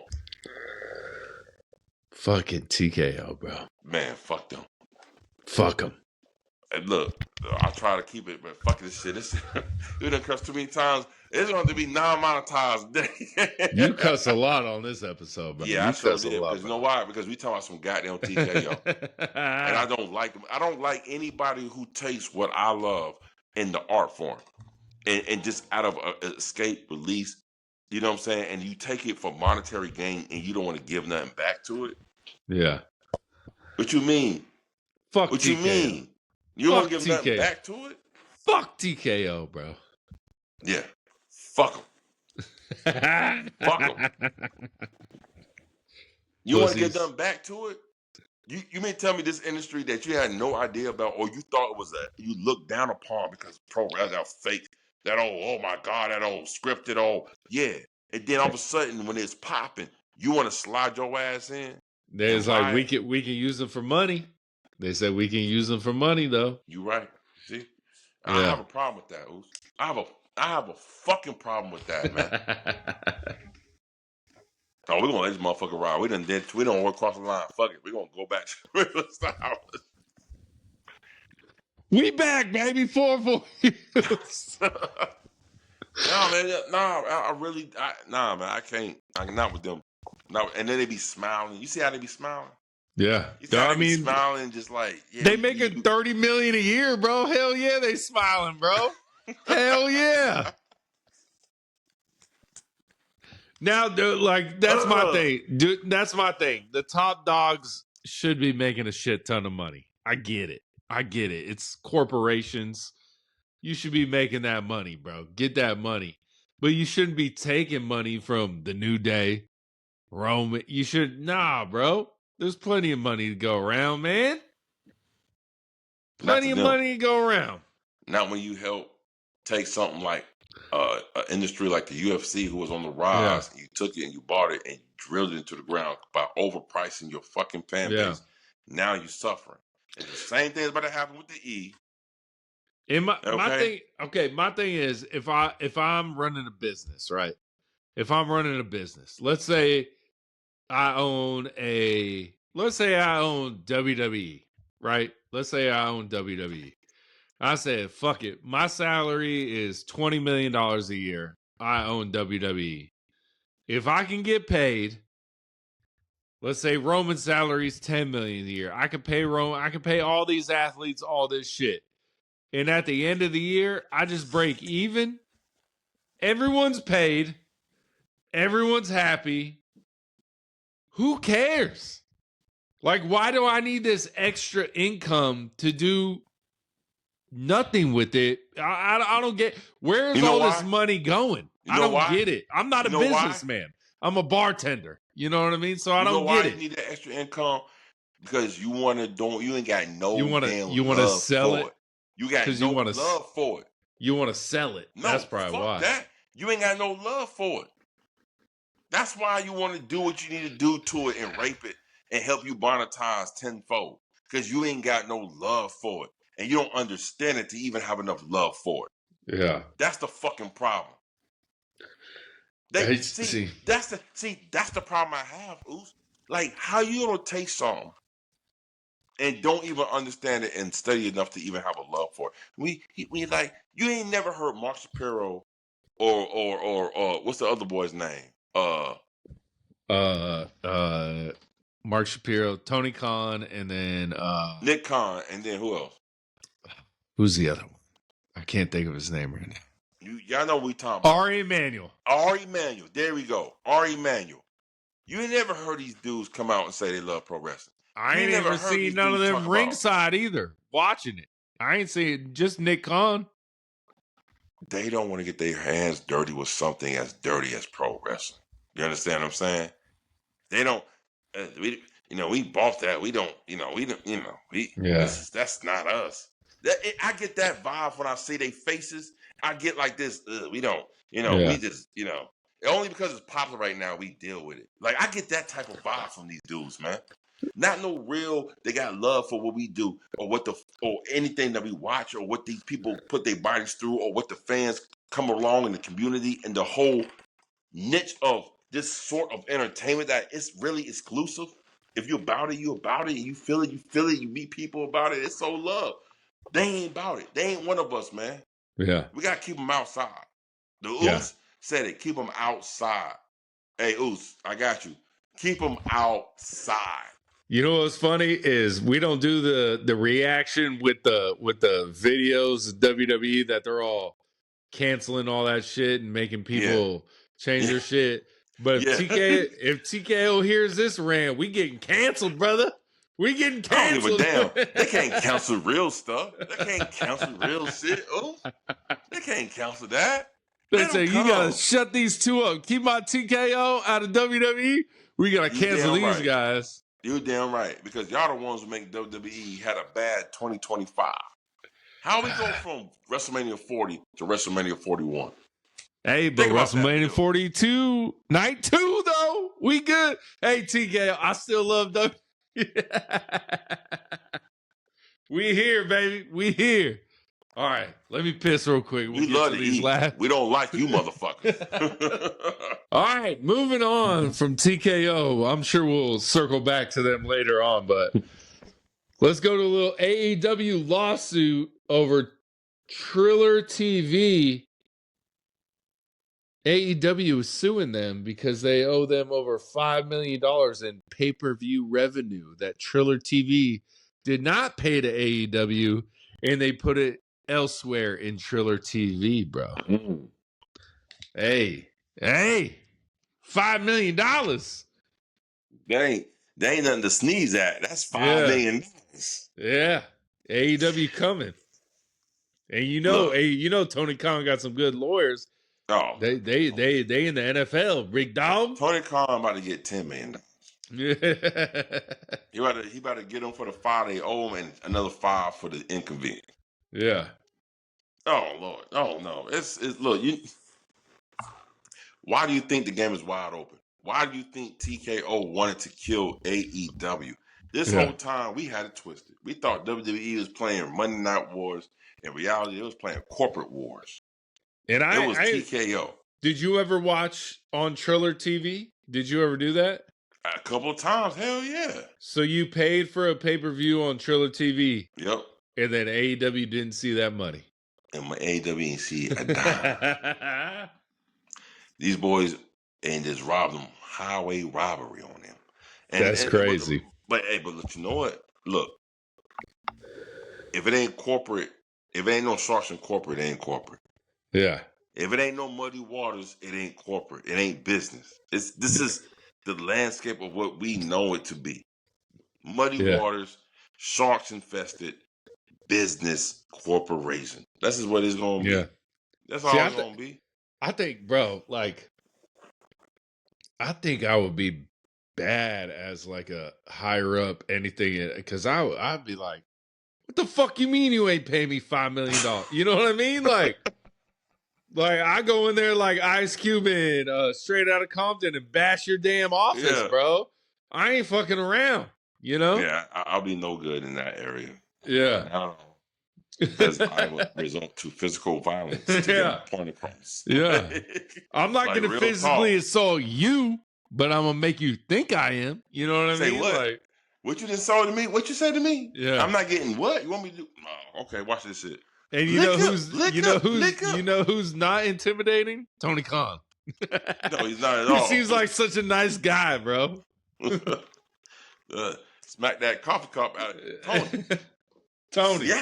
Nah, but see, I don't think Tony. See, Tony Khan's smart. He knows what's going on because he is a businessman. Yeah. This is where I think he grew up in the business. His dad is owner of an NFL team. You know what I'm saying? Like, and a European soccer team. Mm-hmm. You mean to tell me they don't know about business? Yeah. You don't mean to tell me they know about salary structure? Yeah. You don't think they know about? Come on, man, stop it. TV deals. Come on. They know all about it. But the problem is, they just smart. I just feel like Tony Khan's smart. Yeah. Hey, let me ask you this. What year is it right now? 2026? Let's go. In 2036, is AEW and WWE still a thing? Definitely. Both of them. Both of them, but one more than the other. I already know which one you're going to say more than the other. I already know which one. Because of the residual effects and the aftermath of TKO. So, WWE is going to be the one still trying to climb to get back to their glory. While AEW is going to be the main one. So what year does AEW overtake WWE in your opinion? 7 years from now. 7 years from now. Exactly 7 years from now. AEW will be the top dog. We'll still be doing this podcast, y'all. Yeah. Tune in to 404 Heelz in 7 years from now. We'll still be here. Yeah. A little bit older. We'll probably look the same. You know, black don't crack. Black don't crack. I look young, you know. And we're gonna keep it on, trust me. It's gonna be the same damn good vibes. I'm gonna tell you right now. I feel like another 7 more years. Yeah. I think AEW is gonna be the top dog. But it ain't gonna be the top dog that you think it is. It's gonna be the top dog in the streets. Like that underground dog. I'm talking views. I'm talking, does AEW ever beat WWE in like, does Dynamite ever reach those like Netflix numbers of like 3 million people viewing? Oh, that's what you asked. Okay. Yeah. You talking about views. Well, let me go ahead and say this. It all depends on what happens and what transpires after this contract is up with the WBD. Yeah. And they get bought. That all depends on that. So like, I don't even want to answer that because that really depends on what's going to happen after that. Let me ask you this. Let's keep it simple. Can AEW, and we'll just do it off of WrestleMania 42 because this is the year we're in right now. Could AEW sell 50,000 tickets for a night 1, night 2 all in Vegas? Night 1, night 2? 2 nights. 2 nights. Yeah, they could sell 50,000 plus. In how many years? They can do it. They can do it right now. Right now, they could sell out. No, they can do it right now. Stop, bro. They can do it right now. I don't think they can do it right now. They can do it right now. In Wembley Stadium, I guarantee they can sell 50,000. We're saying Vegas. Vegas. Okay. I'm saying right now, I think if AEW did a Dynamite at State Farm Arena, it would sell out. In Atlanta. Atlanta. Okay. Which Tony Khan, Atlanta is your bread and butter. And you refuse to come here. You can come here once a month, bro, and that shit's selling out, bro. Yeah, you're right. He just don't know it yet. You just had this whole beautiful rendition and remembrance of Ted Turner.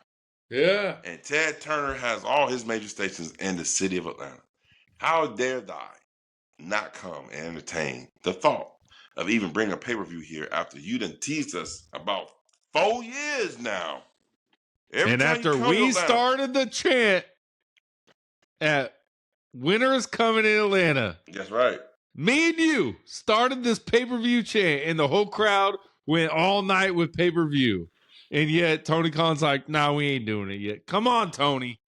I know there's booking. I know you got Hawks games, all this other concerts, whoever's coming. I get it, bro. But, bro, Atlanta is your bread. Bro, can you imagine All In at the Brave Stadium at the Battery, bro? That's a party, bro. Oh, my God. That's a party. We ain't leaving it until the next day.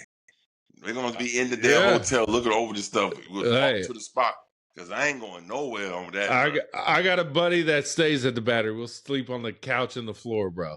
That's it. Yeah. There we go, man. Now, AEW needs to do what they need to do to come to Atlanta. But at the same time, when it's all said and done, nothing don't mean a damn thing no more with the E. This ain't us no more. This is not our product anymore. Yeah. But I still feel like WWE is in good hands with the up-and-coming Obas, the Tricks, the Javons, the Bronze, the Doms, like the Sorukas, there's so many, Jordan Grace, whatever. But I'm just saying there's so many up-and-coming talents in WWE right now that I feel passionate about, I think TKO and WWE is in the industry and the works of building a blind loyalty, even though you ain't getting no payoff, even though you're not going to really give any emotion attachment to this shit. This is just a blind loyalty. What's popping? Who's popular? Obafemi is the next fresh thing. Oh, you watch wrestling? Oh, I know about Obafemi. Oh, yeah, you do watch wrestling. And it's like the end crowd to be all end all. But ain't no real love in this no more. I can feel it. I can feel it. I can feel it from other people's takes. I can feel it from other people's shows, their podcasts, and all this stuff. I don't feel that love like it was bubbling in 2024. A lot of people don't fake the funk. They don't fake the funk, Oos. I'm telling you, they fake the funk. And then they got popular over something that was popping already. But they ain't got no love for it. I can see it, man. You know what's coming at the worst time ever possible? What's that? WrestleMania in Saudi next year. It's the worst time possible, bro. Yeah. Could be any worse time, but guess what? You think TKO give a fuck? No, because they're gonna Saudi paid them a shit ton of money, bro. They don't give a shit, Saudi bro. Say, I don't care if we dropping bombs in California and New York at the same time. No, you gonna bring that show over here. They going to Night of Champions in a couple months, bro. Shit's still going popping over there, bro. It's crazy. They don't care. Crazy. Man. They don't care. They don't care. Yeah. Bro. We might never get monetized for Word on the Street because I think Word on the Street, we're going to goddamn be on some real fucking shit on this shit. Let shit fly on Word on the Street. That's for the streets. It's for the streets, bro. It's for the streets. It's for y'all. It's for y'all. It's for y'all, It's for y'all. It's for y'all. Oh, man, you got me messed up right now, Oos. This stuff got me like it's got me. I ain't got you messed up. TKO got you messed up. You right. Bro. I'm saying you done brought it up. Got me messed up, man. Yeah. TKO, man. I can't with them. No more. No. That ain't what I grew up with, and that is not the love I have. That is not it, man.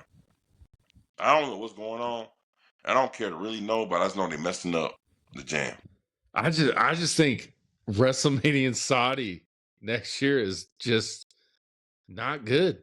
It's not the best decision, bro. It's not. And No. TKO's like, we going on with our Saudi shows. And it's just like, bro, what? No, bro. No. They paid us $300 million. Yeah. No, they probably paid way more than that, bro. You get WrestleMania? $2.5 billion. Bro, I don't. Well, it's not just WrestleMania. It's been the Night of Champions, the Royal Rumble last year. They're paying for all that shit, bro. You know what I'm saying? Bro, I promise you, if WWE said, we gonna sell you this package right here, but check this out. Yeah. WrestleMania. That's a And that's like the new thing. What we brought up with the Phoenix thing, which is like a new thing, is like, and Indianapolis signed the shit too. Like Indianapolis, Phoenix, Saudi. It's just like WWE selling events as a package. Yep. Like a Groupon to cities, and it's just like that was never ever a thing under Vince. It was never like we gonna go with what makes sense. Like I don't know, bro. It's tough. We need no more. We need no more of this shit. I still love WWE because I feel like they could come out of this somehow. I don't know, man. I don't know, bro. I don't know, bro. Sad day in paradise. Yeah. Sad day. It really is. I don't have no hope. I don't have no hope because I've seen corporations just straight drain and leech the smaller companies that found their own niche and just drain them dry. And that's what I feel like TKO is doing. They're draining the industry we love dry. Some spend money on Star Wars and Star Trek and anime and movie stars and things and such. We spend our money on. So, and I feel like we are at a, what's the right word for it? We are at a crescendo. No, do or die situation. We got a crescendo then. That's what that means. Everything is coming to a peak. Yeah. And we either gonna do this or we're gonna do this. Yeah. We're at a fork in the road, if you will. Yeah. It either leads to WWE sucking for the next couple years, or I don't know. Hopefully TKO can be like Triple H, just go cook, bro. We'll take care of where the venues are at, and that sucks. Bro, WrestleMania outside the United States or Canada, bro, that's suspect, bro. I don't like it. On a scale of 1 to 10, how do you feel like next year WrestleMania is going to feel like WrestleMania season? Will it feel like WrestleMania season if it ain't in the U.S.? I don't know. We going to be watching that bitch at like 2 p.m., bro. That's going to be weird, bro. That's going to be weird, bro. But honestly, kind of cool. I ain't mad at that.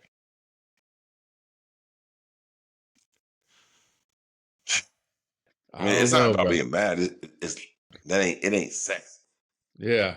You know what I'm saying? 2 p.m. start time. I mean, it'll be nighttime. It'll be nighttime there, so at least we'll get nighttime matches instead of daytime matches. You know what I mean? But bro, unless they plan on making this WrestleMania the biggest WrestleMania in the history of WrestleManias, which is going to be 43, that's the only way they can save this WrestleMania. If they're going to pull out all the stops for WrestleMania 43, it's got to be Rock Roman, right? Rock, Roman, You got Kenny Omega, Young Bucks Elite versus, like, you getting everybody in one at WrestleMania, bro. You're getting everybody under one roof. You're getting Moxley in a triple threat match with Seth Rollins and Roman Reigns with The Rock. Oh, who knows? Get everybody and their mama in this bitch. They got Hulk Hogan in a fucking hologram match. Bro, Hulk Hogan versus Ultimate Warrior in a hologram match, bro. You get everybody who you want to get on this WrestleMania. Damn, bro. And still ain't gonna do good. They better deliver, bro. That's all I'm saying. And we don't even know where the Royal Rumble's at next year, right? We don't know yet. I'm guessing Phoenix. 43. I'm guessing Phoenix. And Saudi don't do good. WWE and TKO is going to retract that idea of putting WrestleMania overseas. They're going to retract that every single time. Like, we can't do that. Now I'm like, do I hope it sucks next year so they never go overseas? Yeah. Bro. Yeah, I know. Yeah. I know even O'Shea Jackson on the Ariel Helwani, he's like, you were at WrestleMania? He's like, yeah, bro, I'm always going to be at WrestleMania. He's like, what about next year? And O'Shea Jackson was like, I don't know about next year, bro. You don't know about being over there. Yeah, I don't know about being over there, bro. I don't know about being over there, bro. You can't All right. My last topic, bro. Sports Illustrated. Top 20 WWE superstars of all time. Oh, snap. All right. I'm going to start from... Hold on. Let me make sure. Yep. We get the first... They did the top 20 WWE superstars of all time, right? Yeah. Number 20, the last person, is the first female wrestler. And it's Becky Lynch. Is Becky Lynch the biggest female superstar of all time in WWE? In WWE, yeah. Yeah? Yeah. Yeah, I think so too. Let's go number 1. Who would you guess number 1? Sports Illustrated. Top WWE superstars of all time. Sports Illustrated is, who I feel like they lean towards. I'm thinking Stone Cold Steve Austin. You're right. Number 2, Hulk Hogan. Yeah. See, in reality, it should be Hulk Hogan, then Steve Austin. Let's keep it a buck. You know what I'm saying? Let's keep it 100. Yeah. I don't care what. Look, man. Y'all can get mad. I felt like they were like, we can't put him number 1 because of all the, shitty, said, did, blah, blah, blah. He's a racist. That's why. Right. Yeah. See? Yeah.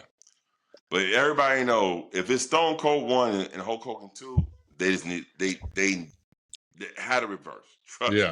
There's no way you can sit here and tell me Stone Cold is as big as Hulk Hogan was ever. Yeah. No. No, not even close. Not even close, bro. It's Hulk Hogan. Yeah.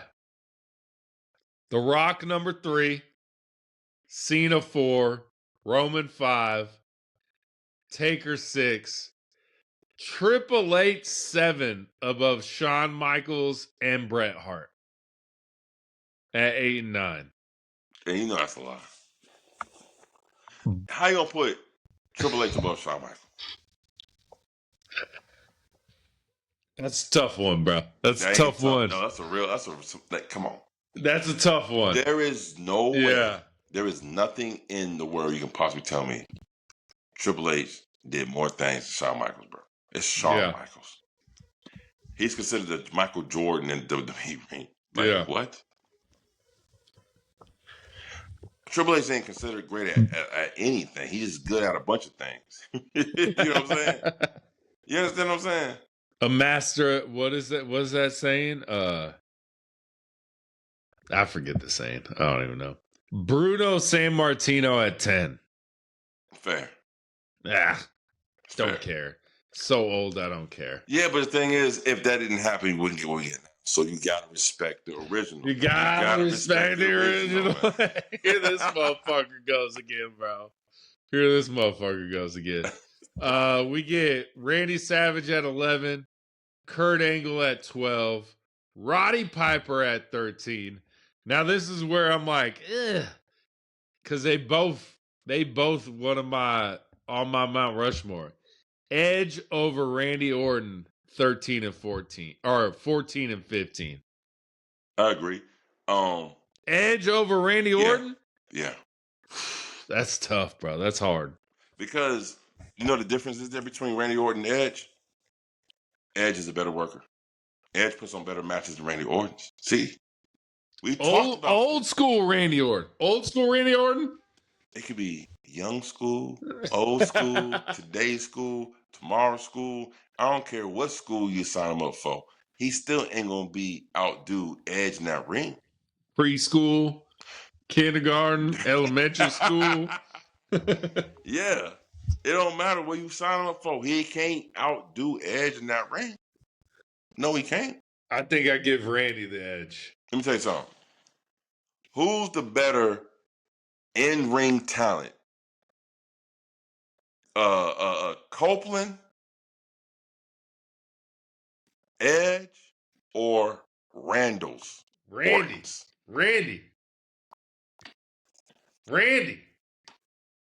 Hold on. This is going to be another redo. Who is the better in-ring talent? Adam, Edge, Copeland, or Randall's Orton's? Randy Orton. Randy Orton. You pick Randall's over Edge. Yes. You tripping, bro. You really trip because I can't even think of a great Randall's match.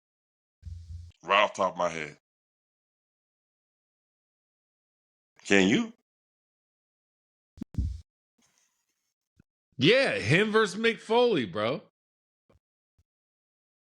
Who's also on this list at number 19, right above Becky Lynch. Mick Foley above Becky Lynch. Yeah, Mick Foley. I definitely put Becky Lynch higher than Mick Foley. I would definitely have Edge over Randall's.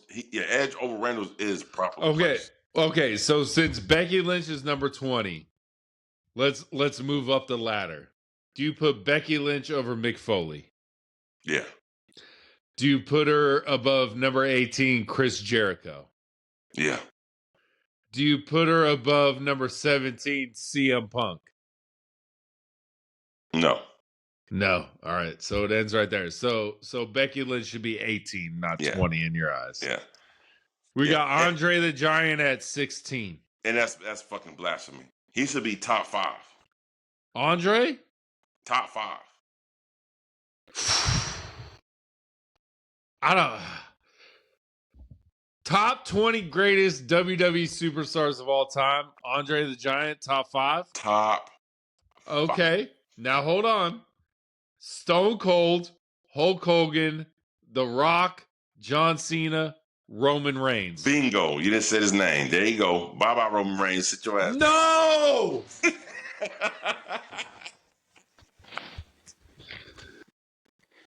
Yeah. Sit your ass down, Mr. Roman Reigns Joseph. Do I put Joseph? I put Andre the Giant over Bruno Sammartino for sure. Yes, most definitely, but do I put him over Roddy Piper? Yeah. Yeah. Do I put him over Kurt Angle? Yeah. Ugh. Ooh, that's tough, bro. That's tough. Come on with it. More names. Let's go. We'll go Randy Savage. Yes, I do. Yes. Triple H. Yes. Undertaker. Yes. Undertaker. Yes. You put Andre the Giant over the Undertaker. Yes. So you're basically saying Andre. Okay, do you put him above John Cena? No. The Rock. Andre's number 5. Andre's number 5. And Roman's 6? Roman is 6. He's top 10. Roman's top 10. And you know who should be top 10 on your list? Look at your list right now, because I'm going to say this name. I want you to see. Where's Roddy Piper? Number 13. Blasphemy. He should be top 10. Roddy Piper in WWE Archives history all time. Okay. He should be top 10. Roddy Piper over Kurt Angle. Yes. Randy Savage. Yes. Bruno Sammartino. No. So then he's 11. No, I'm saying, where's Bruno? Bruno should be in top 10 too. Bruno's 10. Okay, go past Bruno. Who else is in top 10? Bret Hart. All right, keep going. Shawn Michaels. Keep going. I don't want to say this name because you're going to say yes. Triple H. Definitely. Definitely. Take Triple H out. Matter of fact, that's what it should go. Triple H should be number 13. Roddy Piper should be number 8. I'm fixing the list for them guys. Come on. I'm fixing the list. So Becky Lynch is the greatest WWE women's superstar of all time. Yes, because of what she did. Only because the spot, right place, right time. She blew up where this women's Me Too and all that other shit was going on. Women and femininity and feminists is power in the society. And she popped up on the scene at the right time, right place. That's why. Over Charlotte? How many video game covers Charlotte was on? Hey, but video game covers don't count, bro. How many video game covers was Charlotte on? It don't count, bro. So we count on video games. I'm guessing none, right? None. I'm sure Charlotte was on a video. She had to have been on a video game, bro. Why don't you look it up on your phone? I don't want to. Yeah. I wouldn't want to either. Because she hadn't. No. She don't mean more to the women. Let me tell you something. This is why Mercedes Moné to us is the greatest women's wrestler of all time. Yeah. Because what she meant to the industry of women's pro wrestling. And can we not include her on this list? And say WWE. No. She was in WWE. That's Sasha Banks. Yeah. Throw her on it. Throw her on it. I'm going to ask you a question. We throwing Sasha Banks on this list. Where do you put her? I mean, see, am I including AEW and everything she did outside of AEW?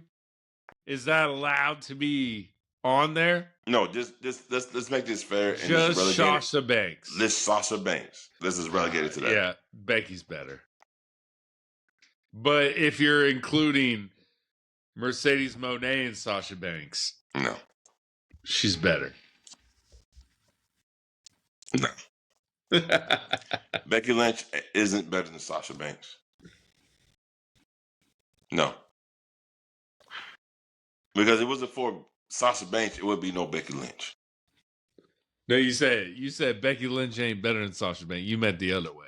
Sasha Banks is better than Becky Lynch. I thought I said Sasha Banks ain't better. Oh, yeah. Yeah. Becky Lynch ain't better than Sasha Banks. Yeah. Yeah. No. Because if it wasn't for no Sasha Banks, it would be no Becky Lynch. Yeah. Again, the originators sparked the flame. Yeah. That Becky Lynch decided to flame. Man, you love an originator, bro. You love a fucking originator. Do you know how hard it is to come up with something original that people bite from it for generations? This man loves an original, bro. Do you think that's not like a first tell sign of a greatness? Like, look how many people are biting off Michael Jackson. Godfather 2 is better than Godfather 1, but you would say Godfather 1's better. Will it be a Godfather 2 or a Godfather 1? That's crazy, bro. That's crazy. Would it be? No, it wouldn't. No, there wouldn't be. So but that doesn't mean it can't get better, bro.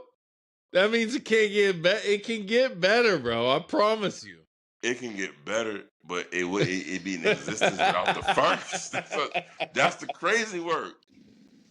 You can't, come on. You gotta understand this. How about NWA Hulk Hogan versus WWE Hulk Hogan, and then NWO Hulk Hogan?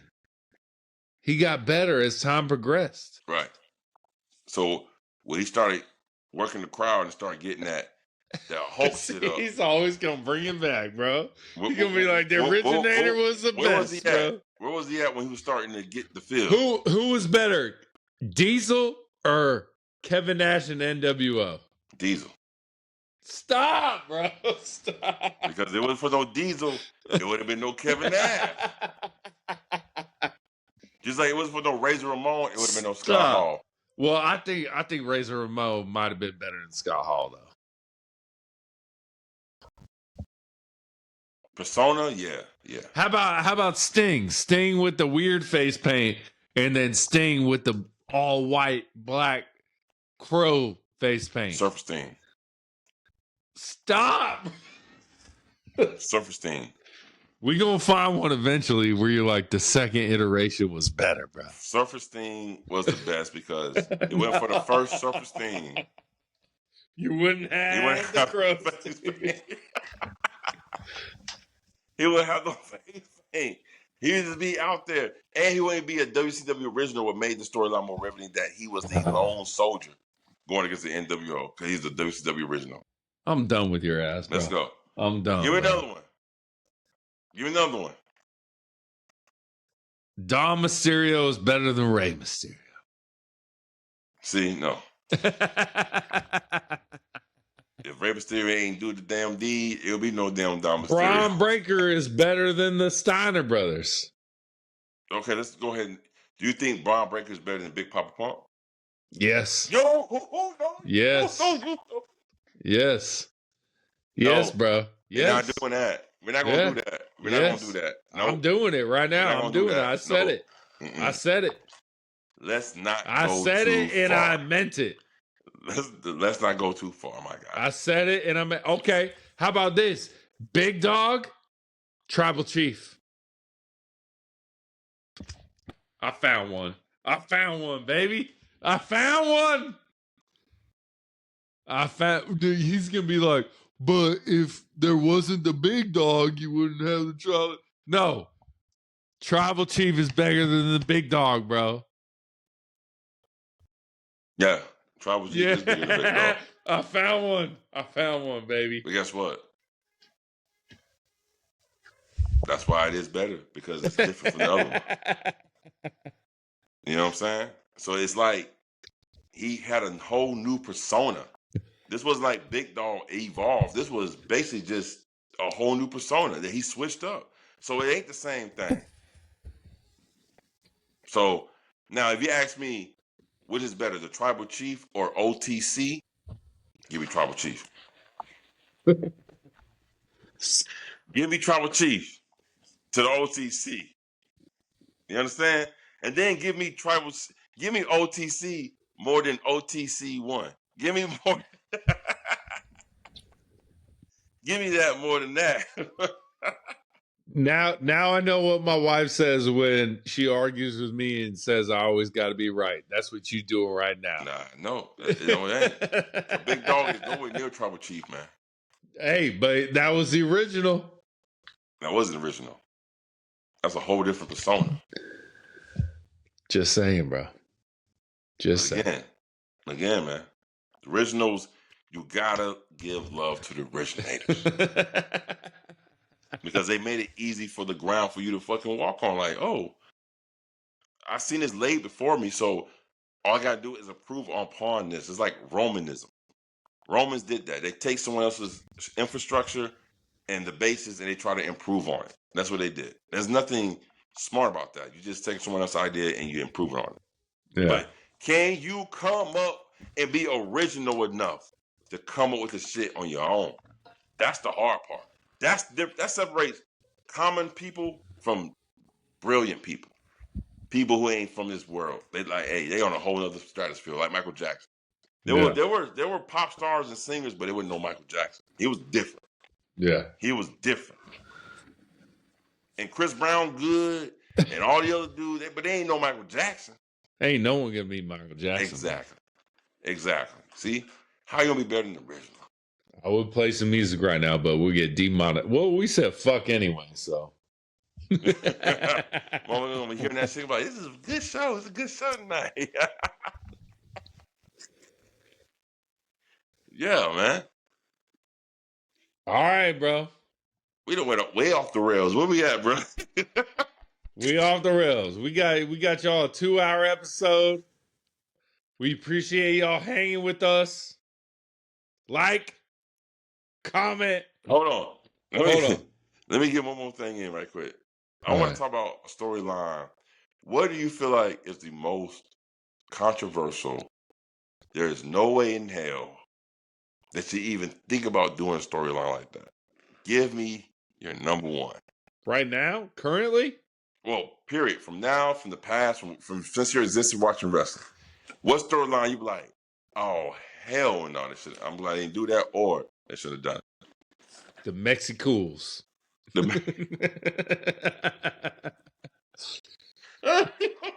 out in the damn ring with them lawnmowers. That shit was fucked up, bro. That shit was fucked up, bro. That's pretty bad. That is pretty bad. Pretty bad. Yeah. They were like, we're not the Mexicans. We're the Mexicools. It was Boo Super Crazy. All of them was in there, bro. Yeah. That was, I think, the storyline that we've heard about that I'm glad I didn't run with. I was like, there's no way in the hell they pull it off. I'm talking about Vince McMahon being the baby of Stephanie McMahon. Oh, yeah. Oh, that was never the storyline. It was just crazy work. It was just pitched, bro.